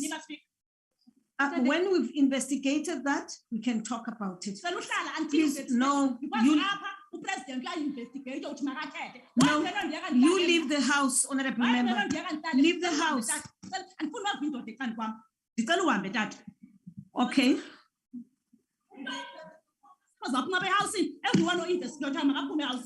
Honorable, how do you allow it? Point of order, Speaker. I have for the past 2 hours, if not 3 hours, been respectfully raising point of order, and you. I am waiting for the point of order, Speaker. The Parliamentary Protection Services must assist and Speaker, remove you have a member of your parliamentary security services who is abusing her. Her name is Speaker, are you going to recognize me? Or you just want me to go on and speak? Her name is Uputi, and Speaker, she has to her because she's doing it deliberately. She's not doing her job anymore. She's being personal. So she cannot come in here. Yena. Who's that? Beauty. Her name is Beauty. No.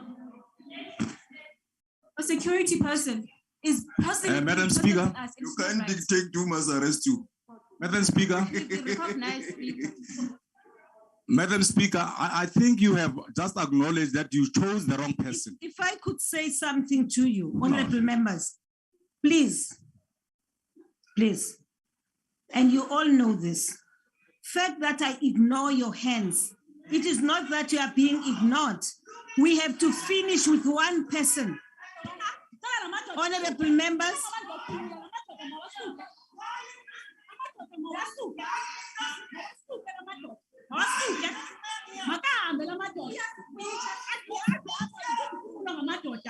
honorable members, Honorable Tafeni, will you please step out, Honorable Tafeni? Honorable Tafeni, step out. Which one?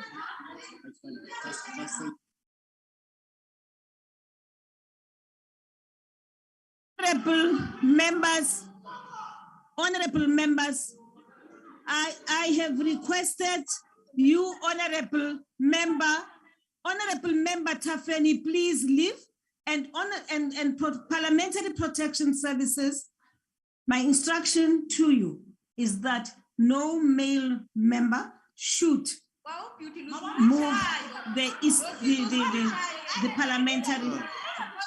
You can't tell us who must remove you. And no member must interfere.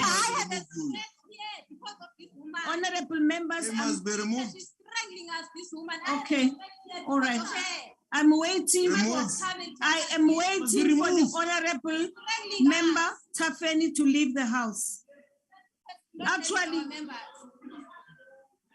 you can't prescribe.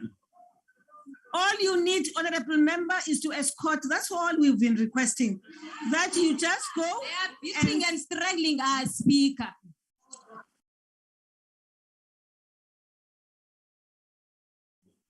Speaker, I think very much. Thank you, Honorable Tafeni is gone. I'm coming back to you, Honorable Yako. Sure. Will you please rise and please leave the house? Honorable Yako, you asked why. It is because you said somebody is lying, and I said, please withdraw, and you refused. No, point of order, Speaker. He misled the house. I said he misled the house. Honorable Member Yako, you said you did not give me a chance. You said the person is lying. You said it twice. I then said he had misled the house. Honorable Member, I said withdraw lying. Up and now you have not withdrawn. No, she was given time, please, Honorable. Honorable Yako, will you please take the floor and withdraw now? Honorable Chair, I withdraw the word lying. He misled the house. Thank you very much, Honorable Squatcher. I understand how you may be feeling that the speaker had ruled, but one thing I'm not going to have is this house collapsing in my hands before the president has finished his speech. Point of order, And maybe Speaker. after this, honorable members, Honorable Papo, we can discuss this matter. Thank you very much. Speaker. Honorable, I've not given you the floor. Yeah, but I've raised the hand. I haven't given you the floor. So when are you going to give me an Switch off your opportunity? mic and raise your When hand. are you going to give me an opportunity? Switch off that mic. Thank you. Thank you. Honorable members, we are now continuing with the debate. Point of order, Speaker. Chair, you said you're going to recognize me a long time ago. Point of order. Honorable Ntwedi, Muntwedi. Thank you very much, Speaker. Speaker, you are not going to treat me in this house the same way you are treating members that are on the virtual platform by illegally closing them out of these proceedings. You're not going to do that. What happens in the virtual platform must happen here. Now, I want to rise, Speaker, to say to you, why are you so inconsistent in terms of how you apply the rules? Why are you not identifying those disruptive, if people are disruptive in the virtual platform, and tell IT to remove them as you identify those that are disruptive in the house? It is not consistent, Speaker, and what we are doing is unconstitutional. We are members of parliament. We must come here. It's not only some of these people that are representing their constituencies. We also come from constituencies that we happen to represent. I want you, Speaker, to open the virtual platform to allow all members of parliament to raise any issue that they would want to raise and identify such elements and tell IT to mute them or remove them from the platform. I've got few points that I want to raise, but I'm raising this now. Thank you very much, Honorable Mundwedi. You've made your point and I'm taking it into consideration. Honorable members. Yes, Honorable Mandela. Thank you, Honorable Speaker. Just wanted to point out and draw your attention that you should study Hansard as to what Honorable Ntlangwini was saying to the security personnel. You'd find that it was really gross violation of the rules of the House. They actually used a language that is unbecoming. Thank you. Okay, thank you very much, Honorable Member.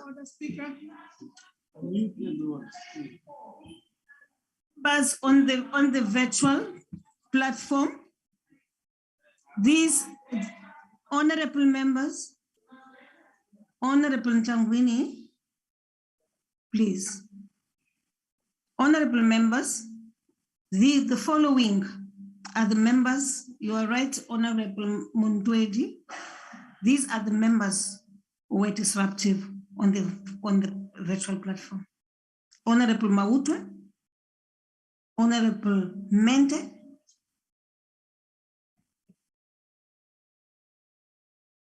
they are raising points of order and I will allow them to do so. But what I will not allow is for people to scream from the virtual platform because they are then causing disorder in the house. That's what I will not allow. Hence, we have closed everybody on the virtual platform. Now, I'm going to allow these members to raise the issues they want to raise. However, if what happened yesterday continues, I will switch off the virtual platform. Honorable Mautwe. Honorable Mautwe, you don't want to speak anymore? I've been wanting to assist you for a very long time and you have not been recognizing us. Firstly, let me deal with the issue of Honorable Mandela, who stood up there. He said we must investigate this speaker and throw him out of the house himself. He said that people must be moved in the house. So he's actually saying that in that same house of yours that you call honorable house, we must fight each other. Can you please investigate that, Speaker, and help us and remove Honorable Mandela because that is very unparliamentary and can't be allowed. Thank you very much, Honorable Mautwe. That was one. Speaker, allow me to finish. Honorable Now, Mente. Speaker was saying to you, the President of the Republic, there are serious allegations against him. That's not a point of order, Honorable Member. Members, that is not a point of order. And allow the law to take its course. Honorable over the state, and therefore, yes, Speaker. Honorable Mautwe. Yes. Thank you for listening. Honorable Mautwe, that is not a point of order. It is not a point of order. Please take your seat now and allow me to recognize the next. Speaker, am I ever going to be recognized myself here in this house? Honorable, my hand has been up, I don't know how many times. I'll recognize you later. Me. Honorable Member Mente. Thank you, Speaker. Speaker, number one, you call bouncers on members of the EFF and you don't pay attention to what those bouncers are doing right under your nose, in front of your eyes, in a full view of all members of the House who come here to mislead the House to say we are unruly. Those bouncers came in, dragged Commissar Piwaba. Commissar Piwaba was never asked to leave the House. They came in. Honorable Mentwe, the issue about the bouncers has been raised, and I've taken that into consideration, and there will be an investigation of this matter. I did say that, Honorable Mente. I wasn't aware that this is what people are subjected to. We've agreed, we are investigating it, Honorable Mente, and therefore, please, the issue of the bouncers, for now, let's park it until that investigation is conducted. Can I finish my point of order, please? Yes. Can I finish now, please? Yes, Honorable Mente. Bouncers that you are saying is going to be investigated, we agree with you. And we have already laid charges against you and those bouncers that have been manhandling women and even sexually harassing them. One of them was even kicking a woman right in front of your eyes. You didn't call them out. You did not do anything. Simply because protecting a person who's got money in his mattress. Mente, you have raised the matter and we've taken that into consideration. Honorable Msane. Speaker, one of your problems is that you are impatient. You don't want to listen. Speaker, you need to allow us to finish, right? First of all, you are preempting what we want to say. The Honorable Mente is giving you what happened currently in your house, and you are refusing to listen to her. Secondly, you want to kick out Honorable Yako. You want to kick out Honorable Yako because she is giving you a scenario of what happened in the house. You cannot preempt what the EFF members want to say to you. You can't. It's incorrect. Honorable Sane, don't belabor the point. The point has been raised and we've agreed that this matter will be investigated. Don't belabor the point. We are wasting time, honorable members. We are wasting time. Allow us to speak, Honorable Speaker. You are treating us like your stepchild, and us on the virtual platform must be given a voice.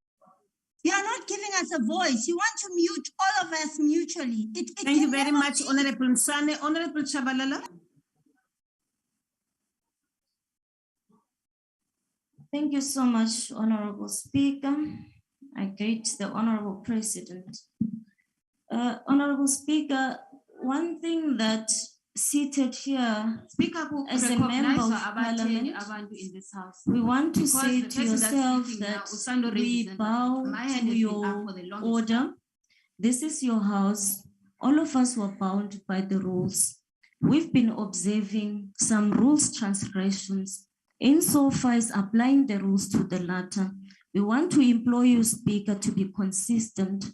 We want to implore you, Speaker, to apply the rules to the latter. You've made the ruling around this matter.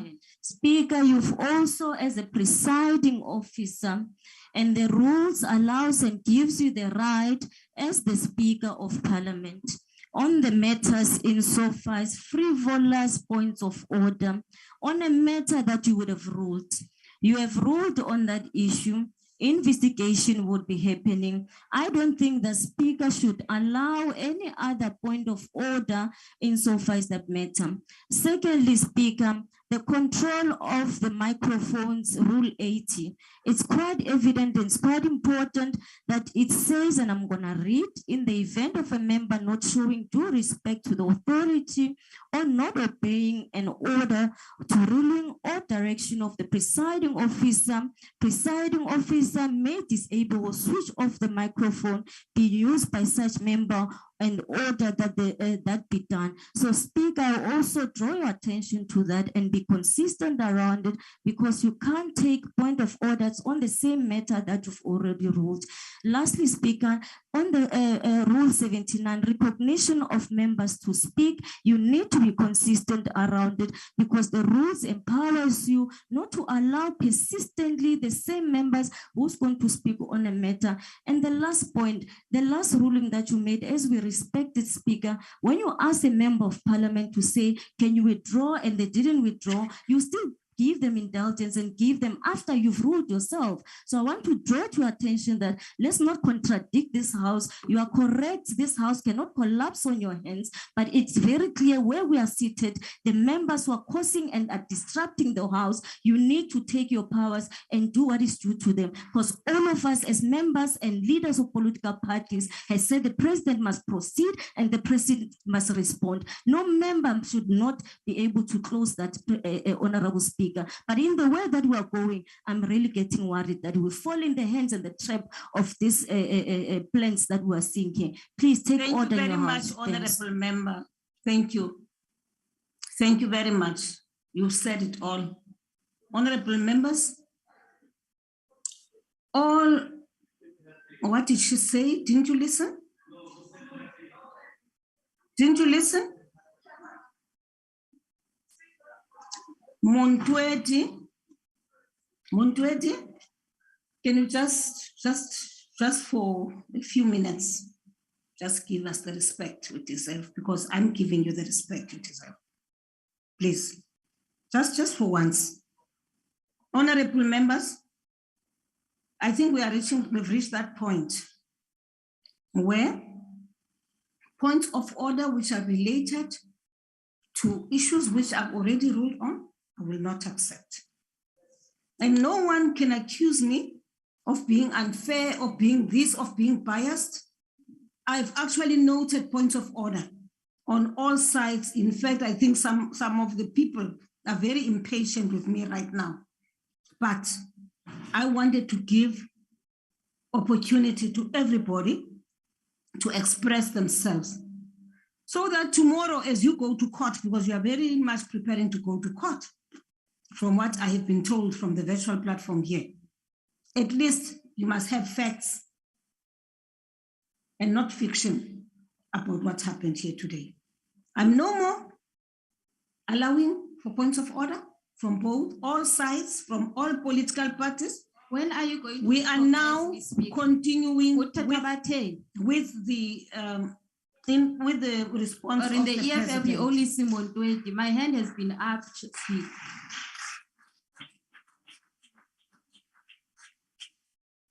Speaker, can you please not silence the voice of women in this parliament? Mr. President, my hand has been up. Can you please Mr. President, the Honorable President. But on a point of order, Speaker, the Honorable point of order, Speaker. No, Speaker. Point of order, Speaker. The same thing that we have been telling you about, Speaker, you are doing it again. Point of order, Speaker. Perpetuating gender-based violence, and you are silencing women in this parliament. Point of order, Speaker. Point of order, Speaker. The Honorable Piwaba's hand was point of order, Speaker. Up for the longest time. Point of order, Speaker. Point of order happens to be Rule 92 of the rules of this House. I want to know if Honorable Montwedi. Yes, Speaker. Speaker, you must switch off your mic. Honorable Montwedi, I have now ruled on this matter that I will not take any more points of order And that if a person has a challenge, a problem with my ruling, you may want to challenge it later. No. For now, Speaker, Honorable Ntwedi, please switch off your mic. Yeah, but you must recognize me. Honorable member, switch off your mic. Honorable members, I have now ruled after 3 hours that I am not taking any more points of order. And I hate to say this, the points of order which are being raised are similar points of order, and clearly there are points of order which are meant to collapse the business of the day. And I am saying, honorable members, I am not going to allow this. I'm not allowing it, Honorable Ntwedi. I'm not allowing you. Speaker, Speaker, you cannot preempt what you want to say in Honorable Ntwedi, I am not allowing you. If you are running this house I am not in terms allowing of you. the rules of order, or you are running this house in terms of what you think must happen. Honorable Point of order is Rule 92 in terms of the rules of this house. And are you saying you are disregarding a rule of the house? Is that what you are saying?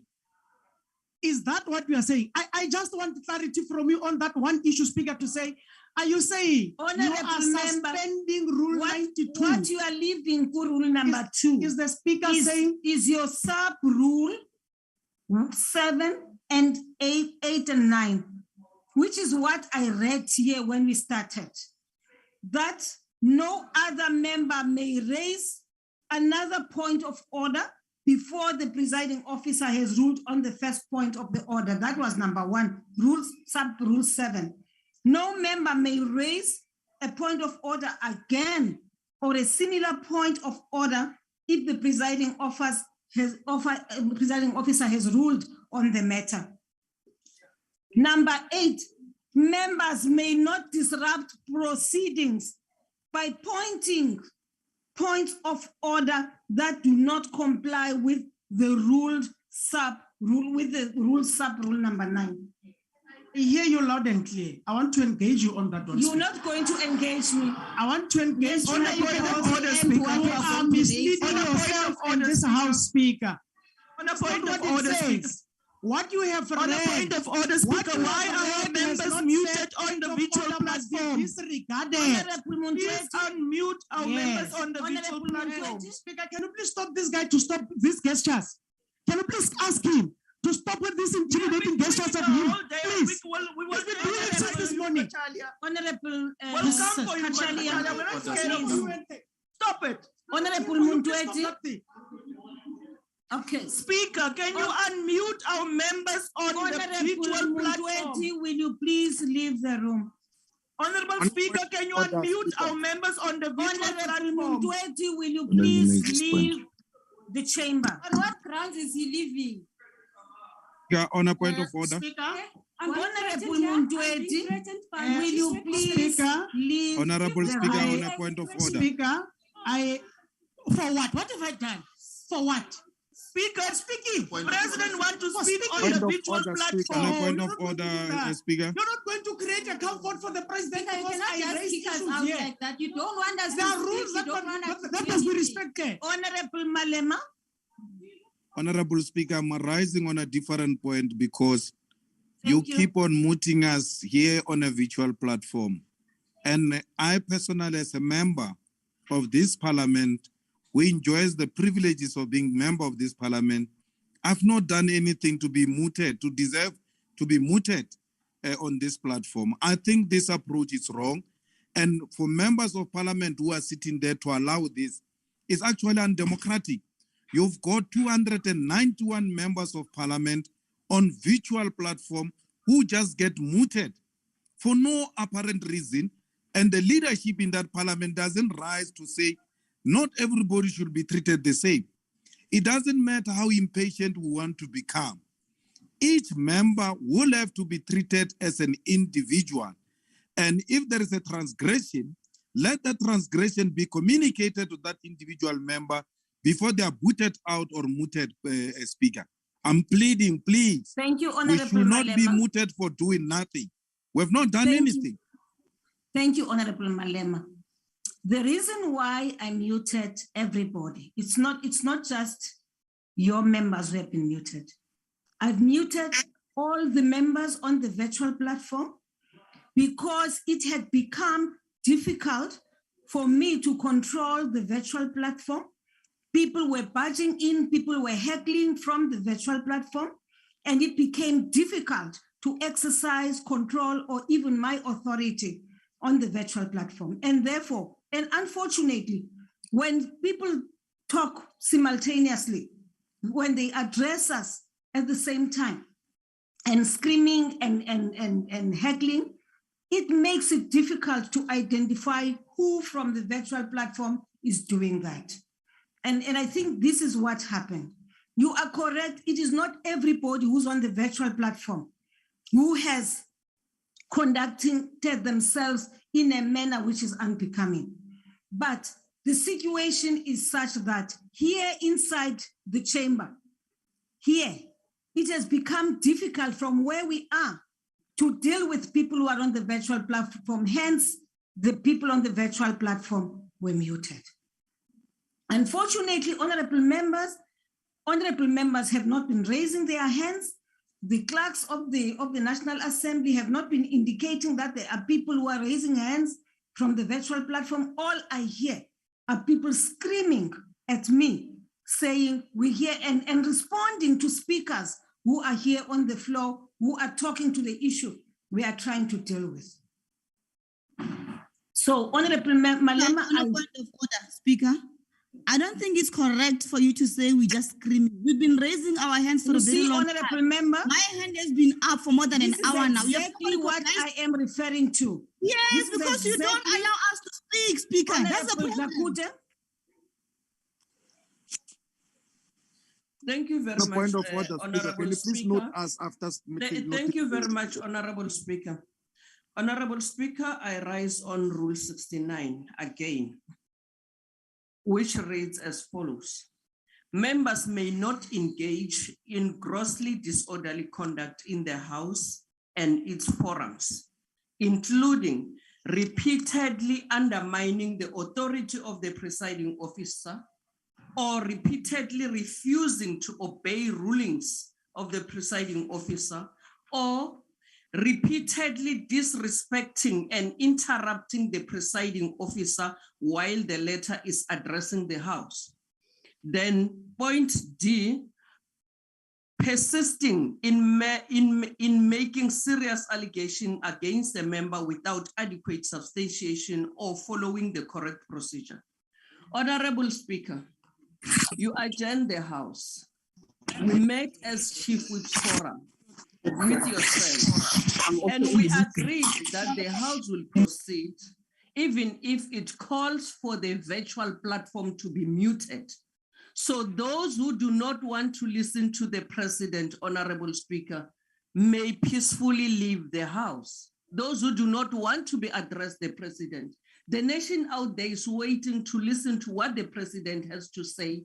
We are waiting to listen to what the President has to say. So any other thing may be put aside. Then we proceed with the business of the House. The Constitution of the Republic of South Africa protects all of us. We cannot be held at ransom by one party which caucused their position, of which is to disrupt this House. We cannot. Honorable Speaker, thank you very much.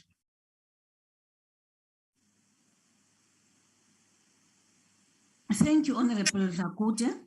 I will take the two last points of order.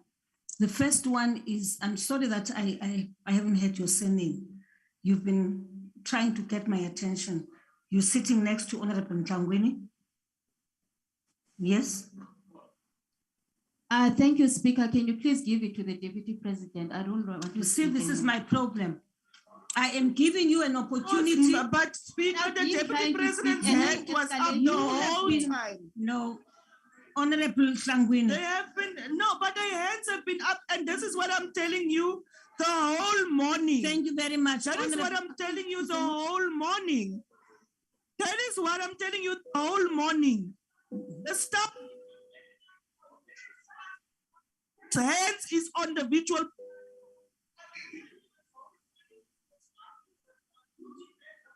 Mute.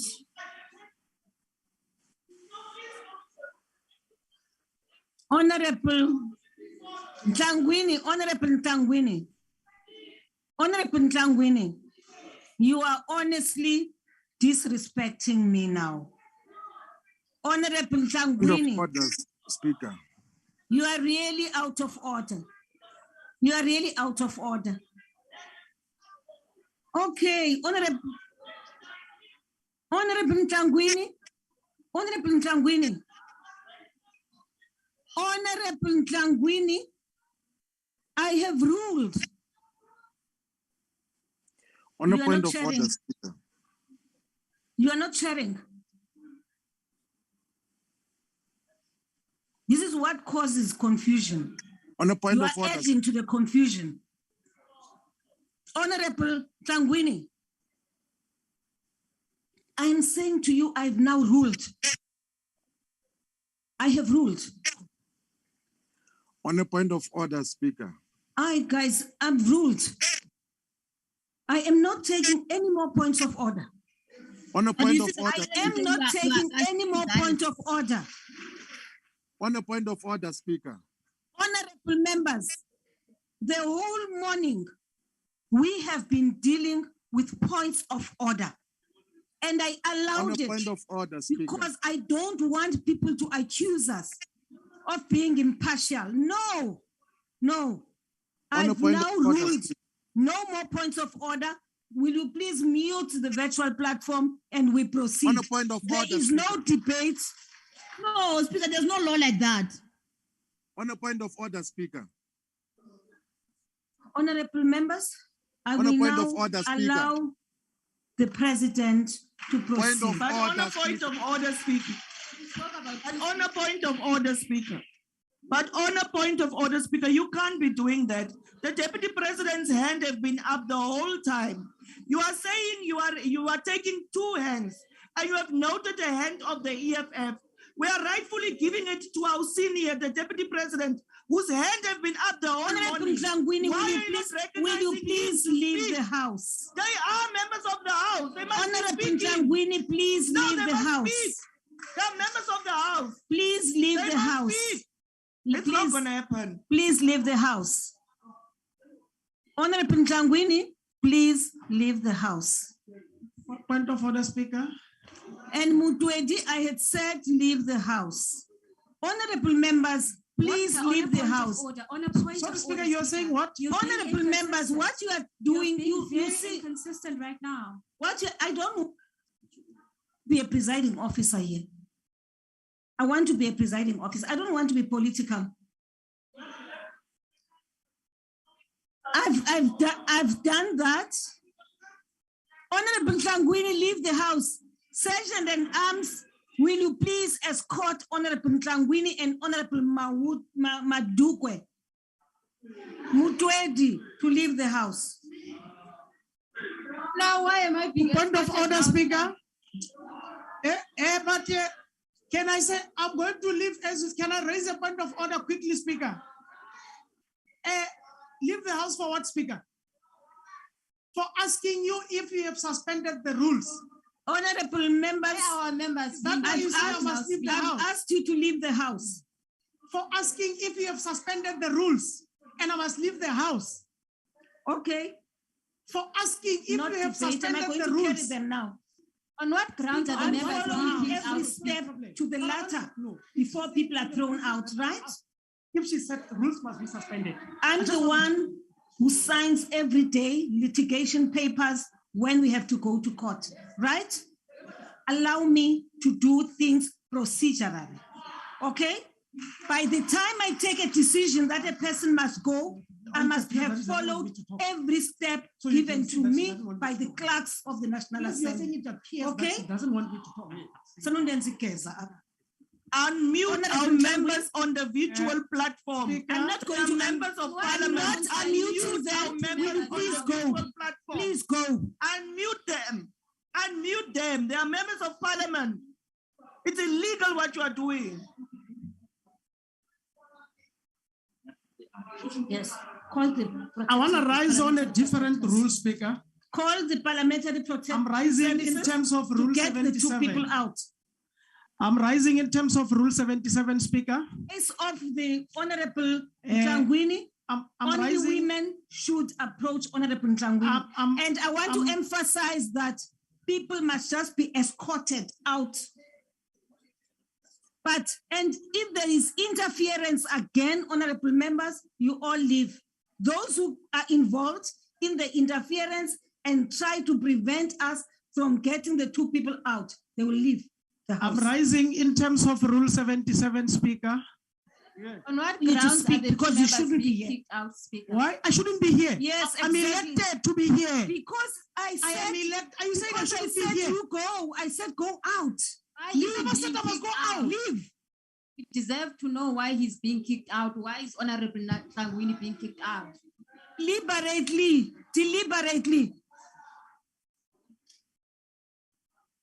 Puma.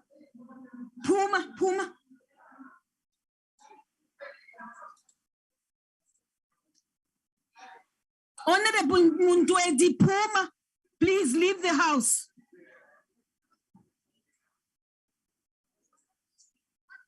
Pakama, stand up so that they don't touch you and walk out.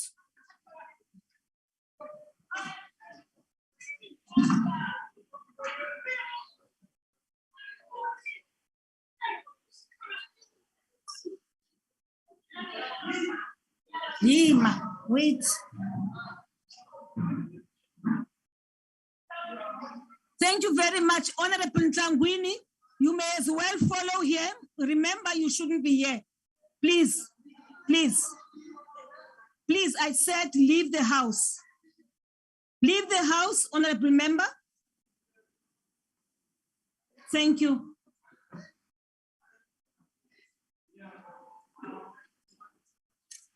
Thank you very much, Honorable Members. Honorable Mandela. I said I'm not taking points of order, remember? Yes, I respectfully speak. Honorable Mandela, I'm reminding you that I said I'm not taking any more hands. Yes. Honorable Mandela, I'm not taking hands anymore. Okay. At least you must Thank you very much. Honorable members, we now proceed with the president. On a point of order, Speaker. On a point of order, Speaker.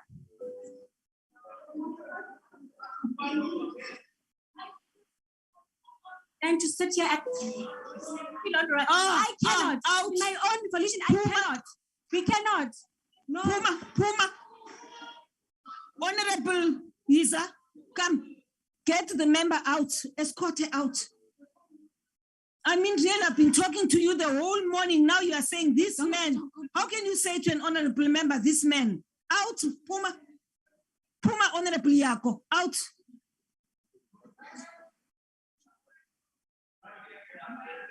You are deliberately disregarding the authority of the chair. Honorable Yako, I repeat, you leave. Yes? You're not going to leave. I'm now calling the Parliamentary Protection Services to usher you out.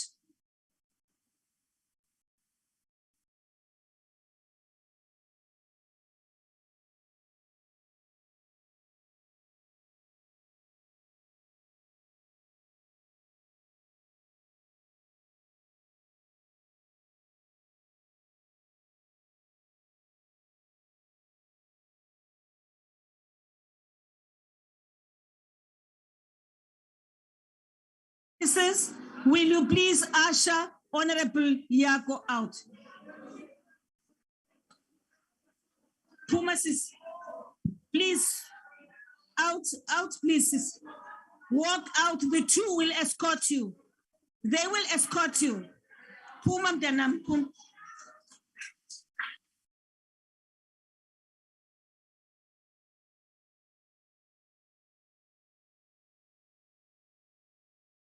I thank you, honorable members. Thank you. Shut the doors and we proceed. The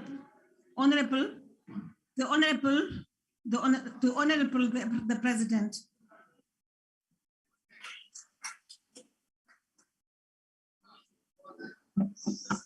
Speaker, can the people on the virtual platform please be unmuted? I've ruled. I have ruled on the matter, Sisi. All of them are members of parliament and they deserve to be given the opportunity like all of us. No, they can hear. From where they are, they can hear. All they can't do is they to want speak to there. raise points They of don't orders want, and they want to I won't allow participate them in to the heckle House. now anymore. Allow them to participate. I've ruled, like all of Sisi. us are allowed I've to ruled. Will you please leave the chamber? I've ruled. Are you Please leave then the chamber. muting? Are you then saying that? Madokwe, honorable member, will you please leave the chamber? Are you Madokwe, honorable member, will you please leave the chamber? Sergeant in arms, will you please assist her to leave the chamber?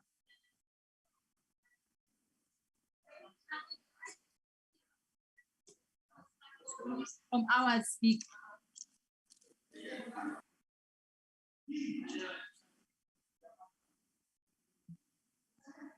Honorable members, the opportunity I have given to all those who are raising points of order have been abused. And in the course of that, people have not just abused the opportunity, they've abused us, those who are sitting here. And I just think that, honorable members, it is enough. Puma Sisi, please, you are not going to leave. I now ask the Parliamentary Protection Services to usher you out. But can you please unmute the members on the...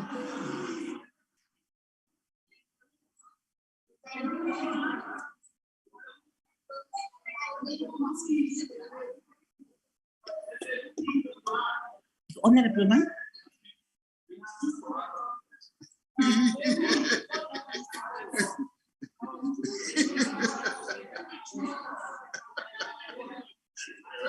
No, it's okay. Don't worry. Pakama Sisi, Pakam. Bani kamalaki.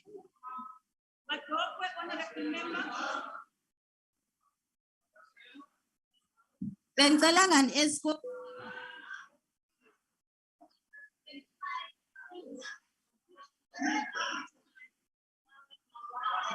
Honorable Madokwe, yes, you are delaying us. Please leave. Please leave the room. Okay, please leave the room.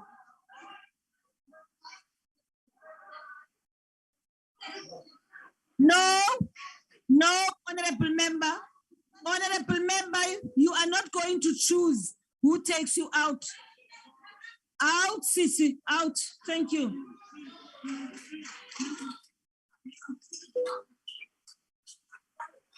Now, honorable members, may I just address those of you who are still here? Right? Point of order. I want to, yes, exactly that. Point of order. There is no point of order. I've closed all points of order. Point of order, Speaker. You may have ruled. I have ruled. Point of order. Honorable Ringo Madlingozi, I have ruled. And if you want to overrule my ruling, you are also following. Honorable Madlingozi, I have ruled. Are you overruling me? Are you challenging my ruling? It is very much not, there's no constitution that allows that you get people out. You can't do that. You have to open up for the Honorable they are supposed to be listening and participating also in Parliament. Honorable Madlingozi, please leave the room. Please leave the room. Please leave the chamber. We want to make progress. Please leave the chamber. Sergeant in arms, will you please take Honorable Madlingozi, usher him out, please.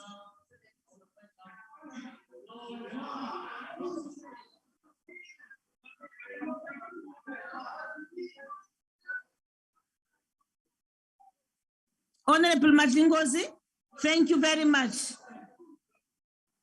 I am.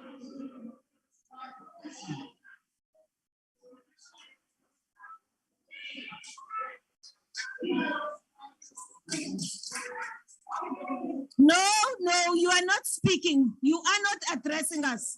Leave the house.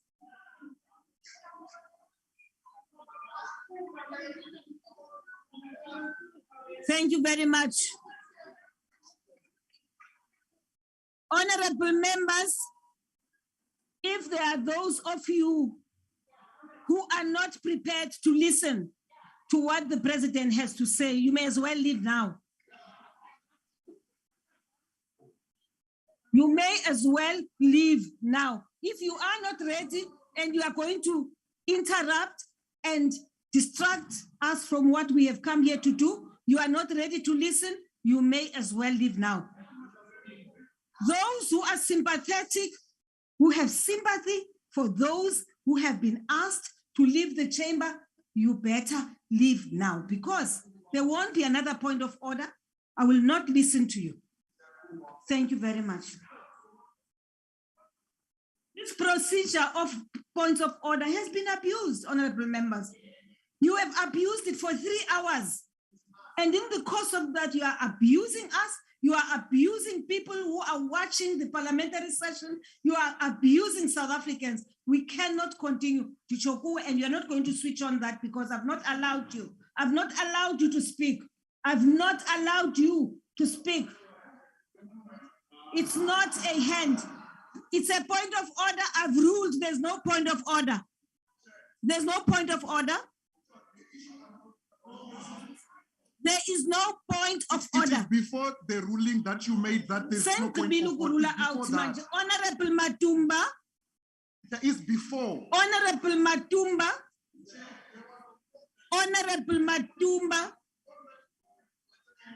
Honorable Matumba, will you please leave the room? Honorable Matumba, will you please leave the room? Please leave the chamber, Tat. Chair, we have people who are muted. Sergeant at Arms, please usher him out. Please usher him out. Chair, it.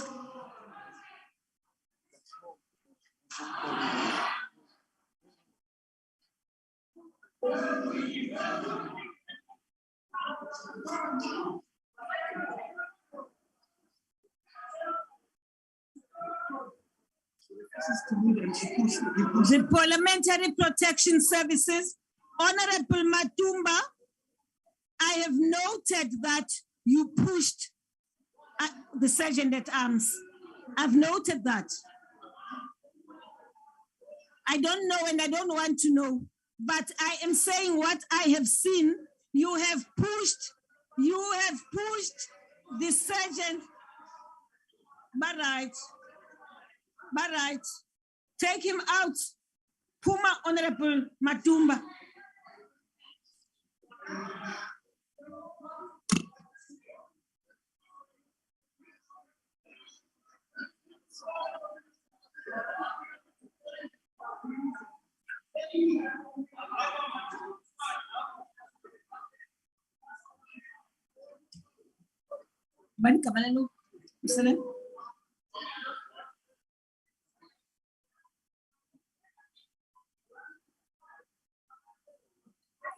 Right, honorable members, I want to repeat this. The opportunity I have given to honorable members to make their points of order has been seriously abused. And I want to say this to all of you, because I realize that some of you are very impatient. They don't understand why I'm doing all this. It is important for me to follow every step so that people who want to take this session to court do not succeed for the sake of the people of South Africa. Yes, point of order, Ivali, where I've ruled. Can you please recognize me, Speaker? I have ruled. Can you please recognize me, Speaker? Sympathy, you want to live with the rest embassies. I'm not sympathizing with anyone. Can you please unmute all those members of parliament who are on a visual platform, Speaker? Unmute them, Speaker. They have a right to talk in parliament. They have Honorable, which they are representing. Honorable Nkonto, please. On a point of order, Speaker. Honorable Nkonto, may we usher you out, please? Not leaving, Speaker. Are infringing on our rights, Speaker. We have a right to talk. We are representing constituencies here. Members of Parliament who are supposed to be as honorable members, in terms of the rules, the Parliamentary Protection Services will now usher the colleague out. Honorable Mkondo out. Point of order, Speaker.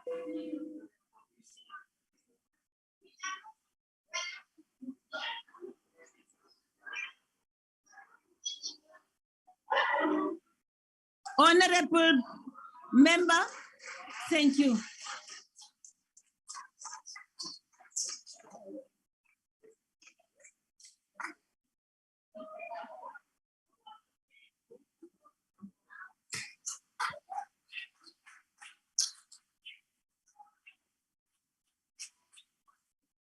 Honorable members, thank you very much, and thank you for your patience. It has been stretched, our patience have been stretched to the limit. But one thing you should always keep in your minds, as you raise your hands, raising your points of order, is that the person who sits here has a responsibility to protect Parliament, has a responsibility to follow every rule to the letter, to its finality.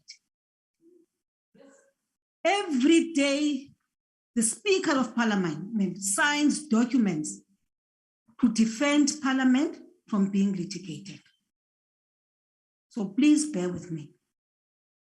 Thank you. Honorable members, order. Mr. President, our sincere apologies. Apologies first for the chair, the bank you are sitting on, and it's quite hard. Our sincere apologies, but also for your patience. Please bear with us. This is how it is in Parliament. And this is all we could do to make sure that you respond to the issues people of South Africa have raised with you yesterday. Thank you very much.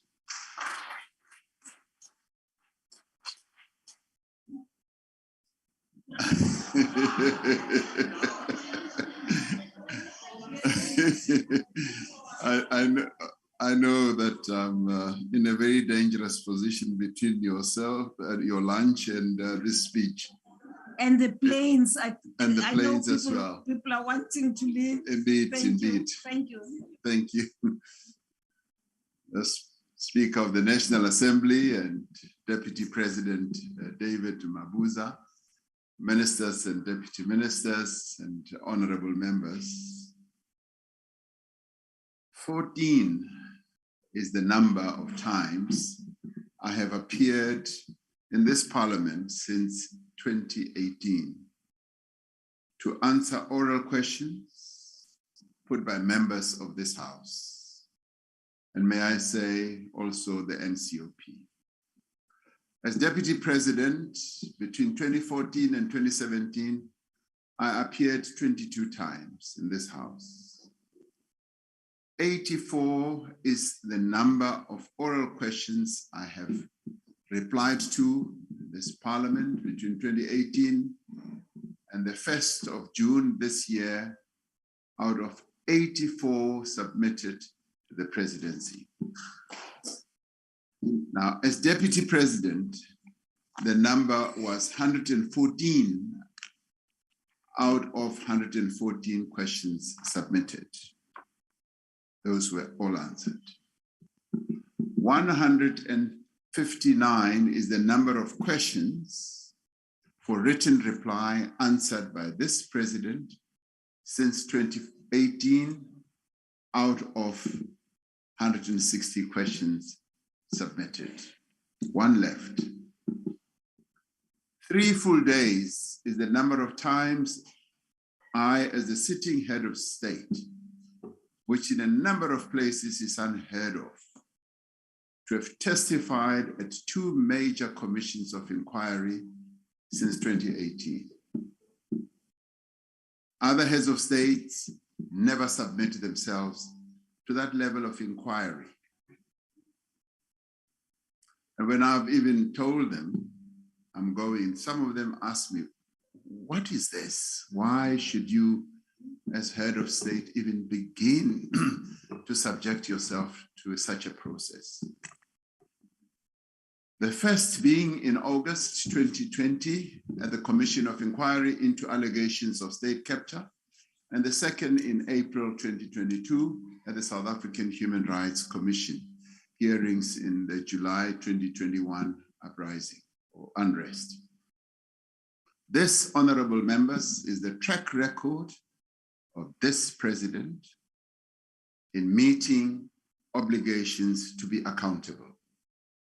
This is the evidence of this president, as well as my commitment to account to Parliament and to the people of South Africa. Because we are a government elected by the people, for the people, and we are accountable to the people of South Africa for all that we do. As I said yesterday, people of our country must come first in all that we do. As public representatives, we are elected on the promise to improve the lives of our people, and we are obliged to keep that promise. It is the reason for this government and this parliament's existence as well. So before I get to this foremost priority, I want to reassure and indeed remind this House that accountability is a responsibility I have never shirked away from or shied away from. When I was elected, I promised that I would come to this House regularly and answer your questions, and I have done so faithfully. At times, there may well have been problems with programming, but I've always said, if I don't come now, I'll come at a later stage. The robbery that took place at my farm in 2020 is a subject of criminal complaint, and the law must be allowed to take its course. In other words, due process must be followed. I have listened, Madam Speaker, very carefully to the views of a number of members of this House who have raised thoughts, suggestions, and proposals on this matter. Some of the views have been to cancel me, and yet others have been laced with insults. I will not respond to insults. I should, however, say that the counsel and suggestions that have been made raises points that indeed I should consider in the face of the advice I have that I should not be responding to speculation, conjecture, allegations, or even so-called revelations.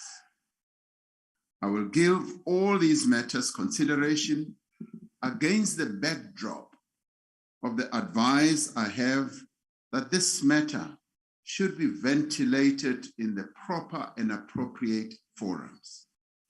And I repeat that the law must take its course, and due process should be the order of the day in this. And as a result, I will not right now be responding to all these matters that have been raised around this. Counsel that has been put forward, I will put under consideration. Honorable members, the presidency occupies a unique place in government. It is indeed the front office of government and represents South Africa on the world stage, on our continent, and in a number of international forums. The presidency coordinates the functions of state departments and administrations, as opposed to other government departments that are tasked with implementing national policy and legislation that derives from this parliament. Above all, the presidency and the president is the custodian of the Constitution, and it's a duty bound, the president is duty bound to uphold, defend, and protect the Constitution as the supreme law of our country. For all these functions to be fulfilled and the respective responsibilities to be met, the presidency must both build and lead a capable, ethical, and developmental state. We therefore welcome the inputs that have been made during this debate, but the disruptions that we have witnessed, we welcome the thoughts, the ideas, also on the support that Parliament will render to the presidency to enable it to better fulfill its mandate. The recent meeting between the presidency and the political parties, which was initiated, as I said, by General Bantu Holomisa, on the issue of crime and security situation, is an example of the way in which we can harness the energies, the thoughts of this Parliament to address the most pressing problems our society faces.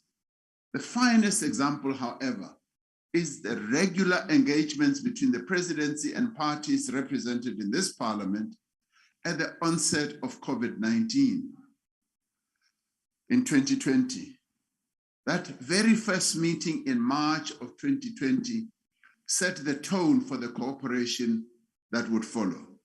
The United Front, presented by political parties and they are rallying behind the national response, gave reassurance and confidence to a fearful and terrified and uncertain population at the time it was most needed.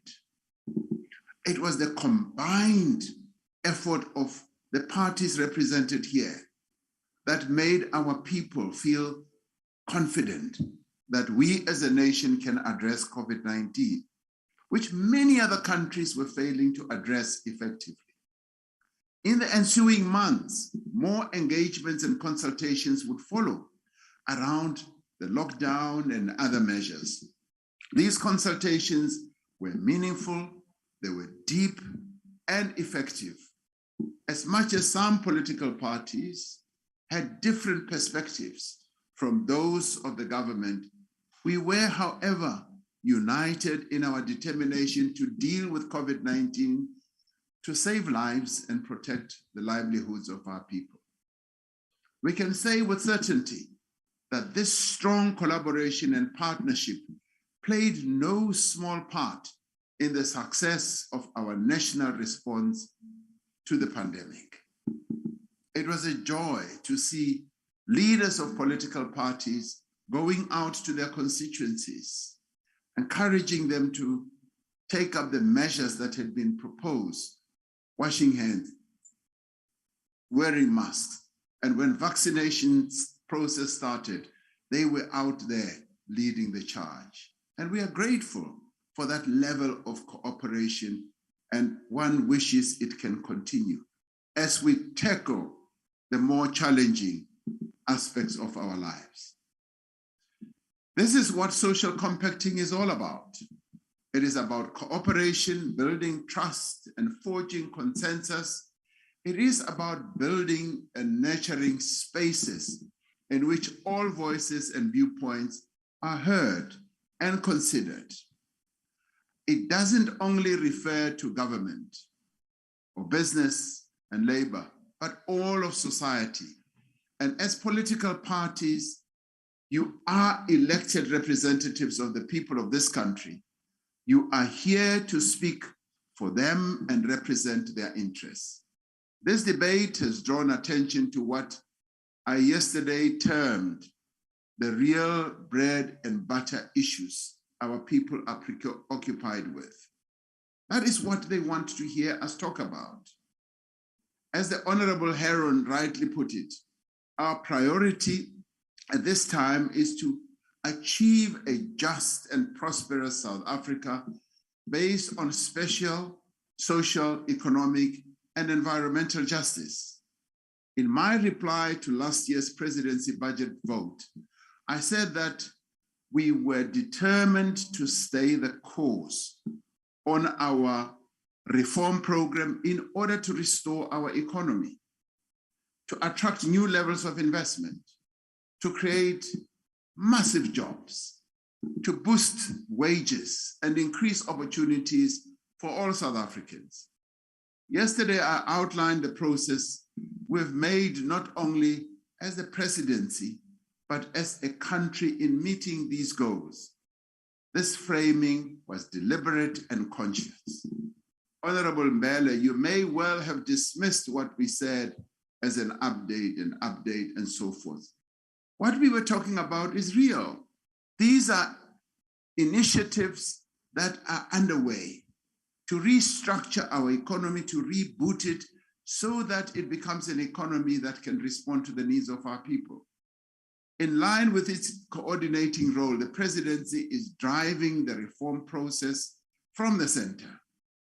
Some honorable members have described the process of coordination through the presidency as creating what they call a super presidency and is an over-centralization of power.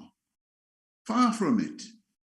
We have found that this work that we are involved in is, particularly in this era, is about strengthening the capacity of the state.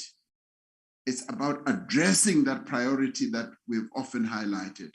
We're helping to streamline and align government functions, assisting to manage and mitigate bureaucratic hurdles, and fulfilling our critical oversight role.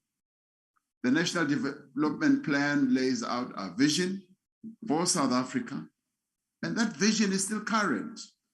However, we must say that at its heart, it is about eliminating poverty and reducing inequality. The enablers of this vision are an inclusive and transformed economy, an enhanced state capacity, and partnerships right across society. In recent times, a number of reports and studies have indicated that, yes, we may and will not meet our 2030 targets under the NDP, because the problems that we have had to deal with are immense. But this should not stop us from trying, from doing as much as we can to try to meet some of those targets. We must ensure that the NDP is implemented, as the Honorable Jafta has emphasized.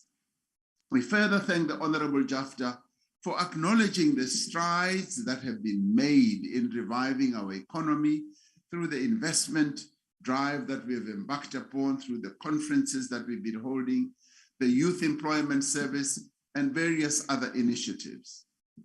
In these intervening years, we have to redouble our efforts, and may I say, even work harder, because as elected representatives, we have an obligation to improve the material conditions of every South African man, woman, and child.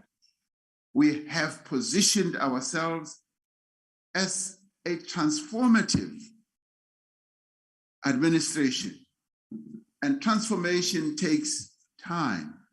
It does not happen overnight. But when the right decisions are made at the right time, guided by the right course of action based on good policies, progress results. Most importantly, the foundations upon which any economic recovery is built have to be solid, they have to be coherent, and they also have to be catalytic, and in a way also disruptive. In the presidency budget vote last year, I outlined key economic reform measures that were underway or were in process, driven by Operation Vulindlela. The majority of these have subsequently been passed, including those that I highlighted yesterday: transportation, electricity, energy, telecoms, and water infrastructure. This year, through Operation Vulindlela, supported by the Project Management Office in the Presidency and the Red Tape Reduction Team, we aim to deliver even more. Security of energy supply has had a direct material impact on domestic and international investor confidence, which in turn leads to a favorable business environment that creates more jobs. That is why supporting the process of structural reform in the energy sector has been one of our most overriding priorities in the presidency. The energy reform process is aimed at, in part, at addressing our immediate challenges. Whoever anyone meets about investment and growing the economy, they always raise the issue of energy.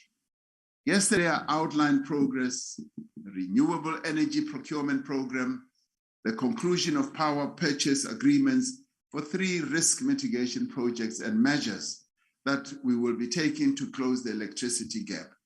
But the ultimate objective is to fundamentally transform the energy landscape, create a new competitive electricity market, and most importantly, decarbonize our economy.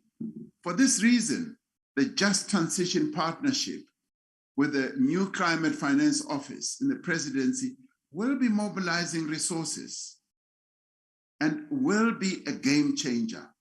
This is the work being undertaken as we are committed to transformative, inclusive, and sustainable development.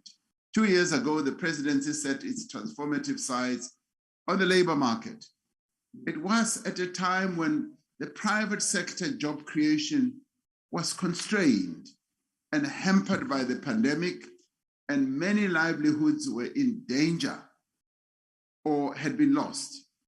Working with social partners and government departments, we designed a brand new way of addressing this challenge that we were facing. And we've been driving the implementation of the largest mass public employment program in our country's history. And many people have never really noticed. For the very first time in our country, we were able, within a short space of time, to get to a point where we created 900,000 job opportunities for a number of young people and women. And that in itself is something that we should recognize. To date, this employment stimulus has successfully provided work opportunities to all those people who are beneficiaries, who would otherwise not have been absorbed by the constrained job market. Companies were not employing people. In fact, they were shedding jobs. And we had this cohort of young people, as well as women, who were twiddling their thumbs, who needed to be absorbed into some measure of economic activity. We know, Honorable Mbele, that it is our youth who are suffering most from unemployment and exclusion. That is why the majority of the close on to almost 1 million beneficiaries of this groundbreaking program have been young people, as I said, and to be exact, 84% of them have been young people and 62% female. The second phase is supporting the Presidential Youth Employment Intervention and the Social Employment Fund that we've just set up, where we also expect young people to be the primary beneficiaries. The presidency has been championing the drive to transform the capacity of the state. Our vision is to realize the state that is fit for purpose to serve communities, and that brings targeted and inclusive development to where people live, study, and work. Now, the district development model is an initiative that we came up with and which was launched at a pilot site in OR Tambo district in 2020. Although the onset of the pandemic set our efforts to roll out the district development model back, the process has resumed in earnest. As part of operationalizing this model, the Department of Cooperative Governance and Traditional Affairs has been working with districts and municipalities to finalize their one plans. And these one plans outline the respective approaches of districts to resolve service delivery challenges, to enhance economic development, and to ensure that there is job creation and key deliverables. Now, this presidential imbizo have been a means through which the presidency exercises oversight over the progress that is being made. And as I said yesterday, we plan to visit 6 more remaining provinces, and Honorable Hendricks has expressed a wish that the imbizo in the Western Cape should be held on the Cape Flats. And Honorable Hendricks, your request will be given serious consideration. I would like us to be here in the Western Cape, because this will be an opportunity to listen to the life experiences of our people and their concerns in the Western Cape. And no doubt such an imbizo will bring in people from a number of surrounding areas where our people live. District-based development is a transformation of government planning. It is a break from the past where departments worked in silos, where there was fruitless expenditure on irrelevant projects, a practice that was common, and where development was not aligned to the national objectives. Now, with the DDM, we have an opportunity to disrupt the very bad ways in which we were working. Now, once this model is fully institutionalized, it will result in better use of resources, targeted development, and responsive planning. It will also help us to have a microscopic look at our local government challenges that we're now beginning to address together with the Auditor General, who has informed us that that's where the real challenge is for us. It will enable districts and municipalities to develop, but also harness existing local economic initiatives such as the special economic zones, industrial parks, and agri-hubs as well. Some of the honorable members mentioned some of these yesterday. We have set ourselves the target of rolling out the district development model in all 52 of the country's districts, as well as our metros. And we will be proceeding with this. Honorable members, as we proceed, it goes without saying that rebuilding state institutional capacity is transformative by its very nature. It was this presidency that instituted high-level commissions of inquiry into the workings of SARS and NPA. Credibility has been restored to these institutions as they implemented the recommendations of the respective commissions. By way of example, last year's financial year, SARS collected a record revenue of 1.5 trillion. 4 years since I appointed a commission of inquiry into administration and governance at SARS, its turnaround has been spectacular. This revenue enables the state to fund social support, social infrastructure, and many other projects. These are the fruits of the reform process that we have undertaken. The Honorable Sheikh Imam has called on us to deal decisively with corruption at local government level, and we agree with him. I'm pleased to report that the work of the SAPS Clean Audit Task Team is ongoing and has seen a number of arrests for fraud and corruption at local government level. As a presidency, another focus for this year is supporting the respective departments to implement the recommendations of a number of high-level commissions appointed by the president. Now, Honorable Groenewald yesterday spoke about a number of SIU reports whose recommendations have not been implemented.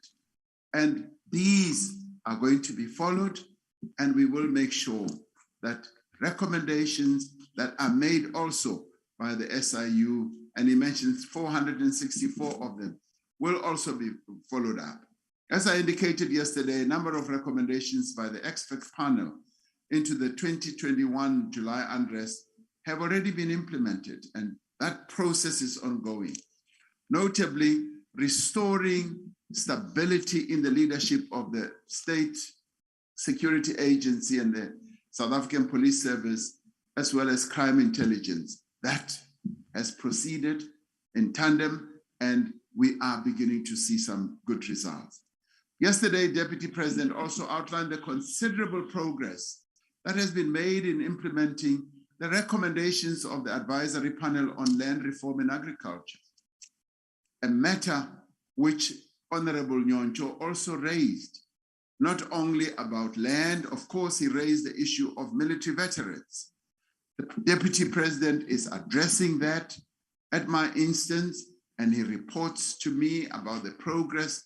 And we must repeat that we hold the contribution that military veterans have made to the democracy that we today enjoy, because they played an important role, and these were men and women who were prepared to sacrifice life, limb, and everything else. So that process of looking after our military veterans is ongoing, and we will make sure that we address the various issues that are a challenge to their lives. Accountability is the cornerstone of any transformative vision, if it is to be realized. No more critical is this than in the fight against corruption. A number of speakers have drawn attention to the fact that departments are often slow in following up on the implementation of recommendations.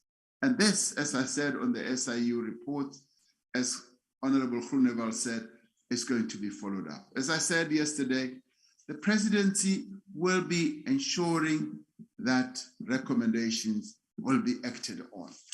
We will furthermore continue to lend support and weight to the highest office in the land to the work of the multidisciplinary offices that we've set up. For instance, the Fusion Center, the Hawks, the SAPS, and the NPA Investigating Directorate, and all other entities that are involved in the war against crime.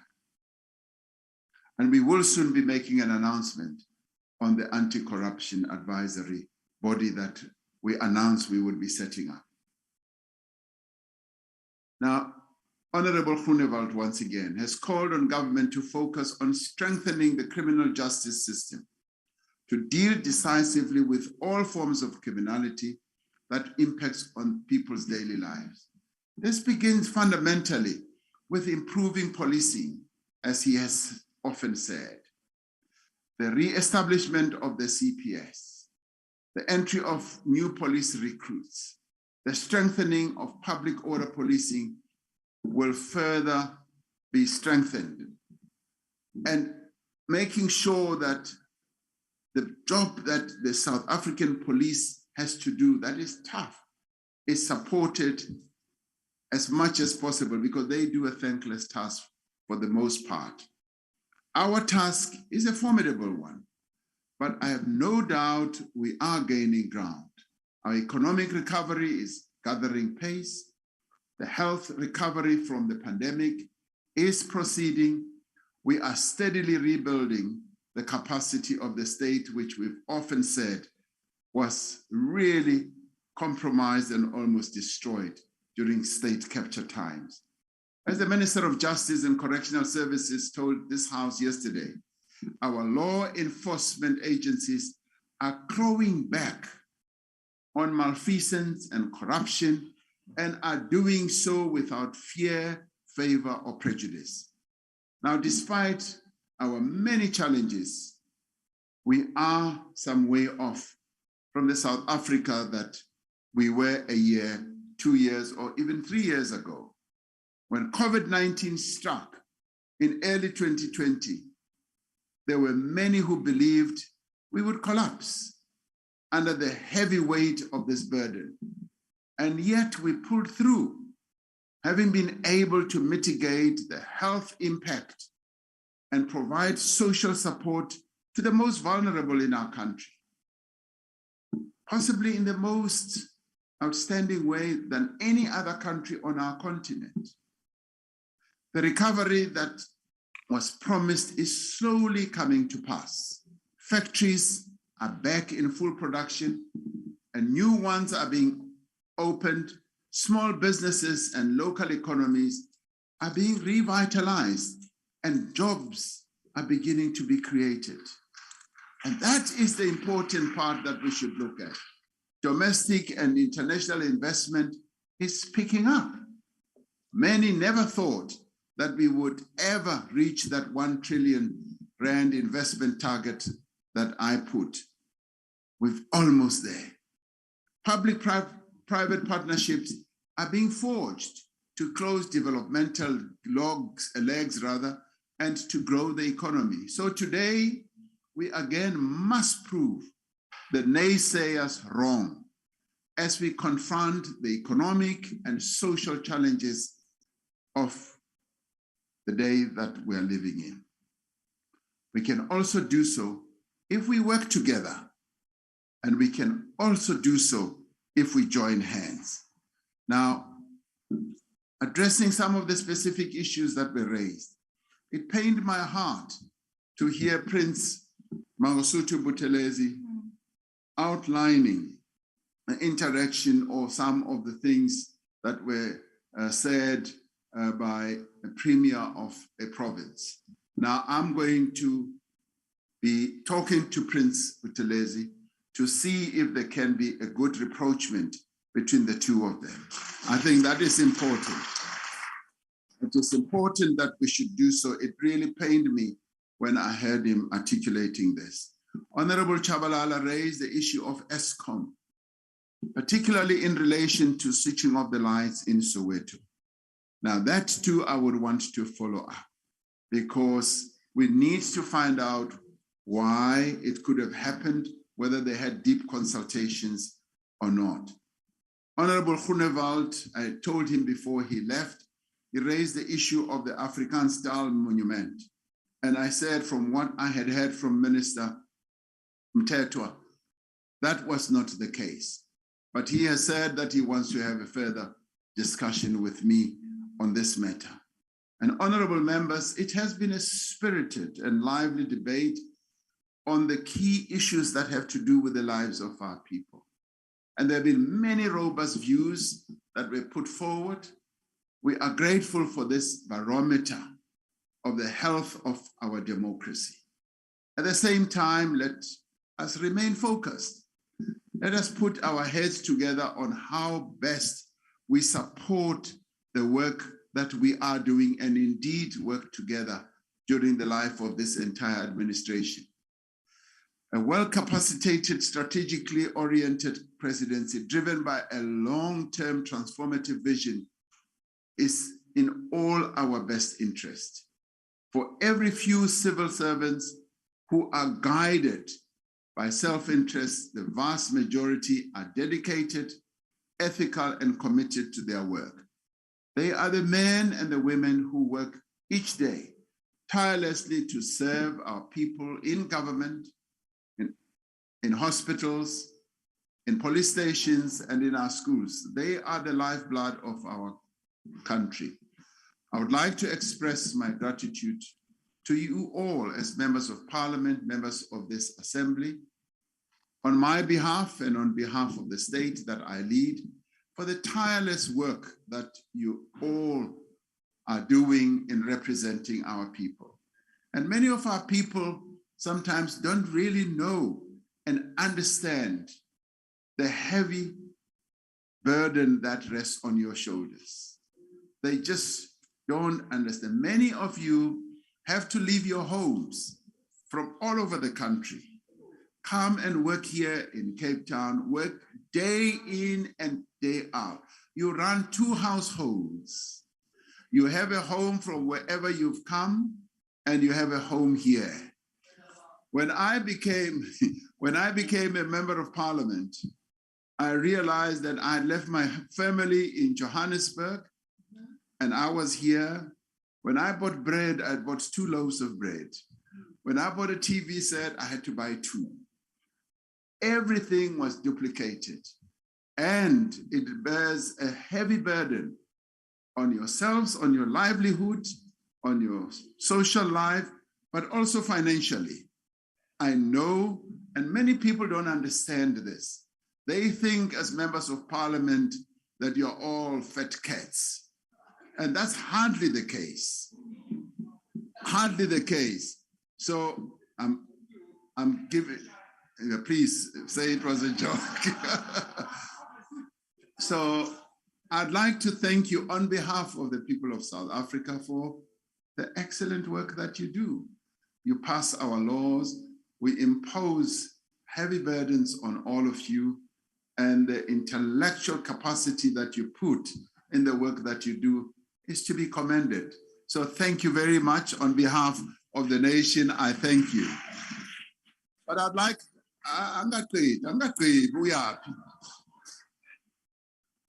I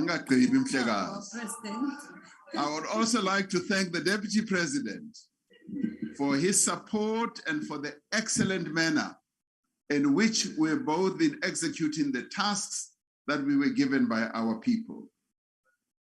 The DP has taken on a lot more tasks, enabling our office to be more effective and efficient in tackling important matters that should lead to the improvement of our people's lives. When I'm not able to handle certain matters, like traditional leaders and so on, he comes into the breach and assists. So I thank him. I would also like to thank ministers who are in the presidency, Minister Nkwana Mashabane, Minister Gungubele, and Deputy Ministers Kodwa, Kekana, Siweya, who are deployed in the presidency for their continued dedication to serve our people in their various tasks. So thank you very much. I also want to thank the Director General of the government and the Cabinet Secretary for the brave manner in which she has performed her duties, as well as Director General as well in the office. The team in the presidency are the unsung heroes of our work that is being done to move our country forward. I also wish to thank the staff in the presidency, the staff in my private office, and those in the DP's private office for continuing to support us and making it a lot easier for us to do our work. And this includes our respective advisors. So, honorable members,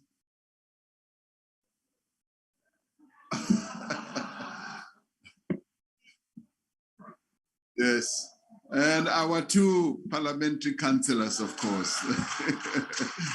And we really thank them because they keep us in touch with what is happening here in Parliament, much as we are not often here. So,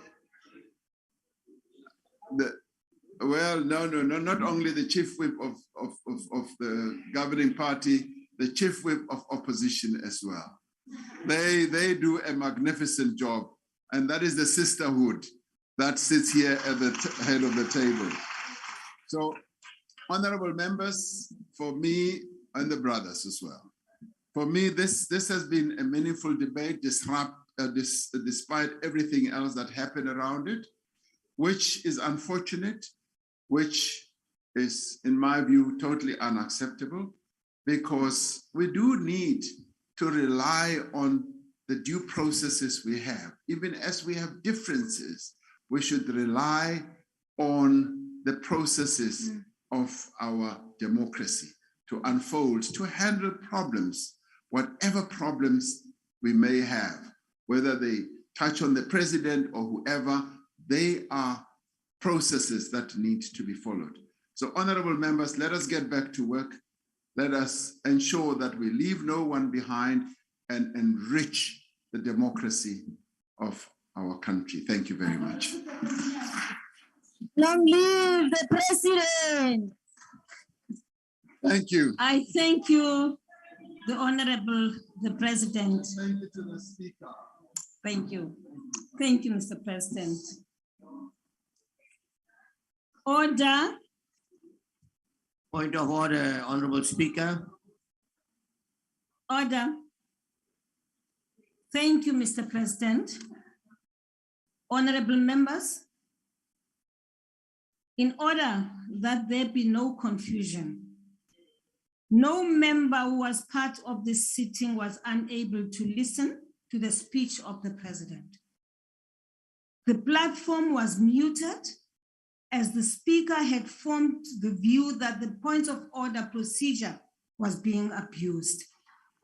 The rules, specifically Rule 80, allow the presiding officer to disable or switch off microphones if they become aware that a member or members are not showing due respect to the authority of the presiding officers, are not obeying directions of the presiding officer, or are involved in disruptive or grossly disorderly conduct.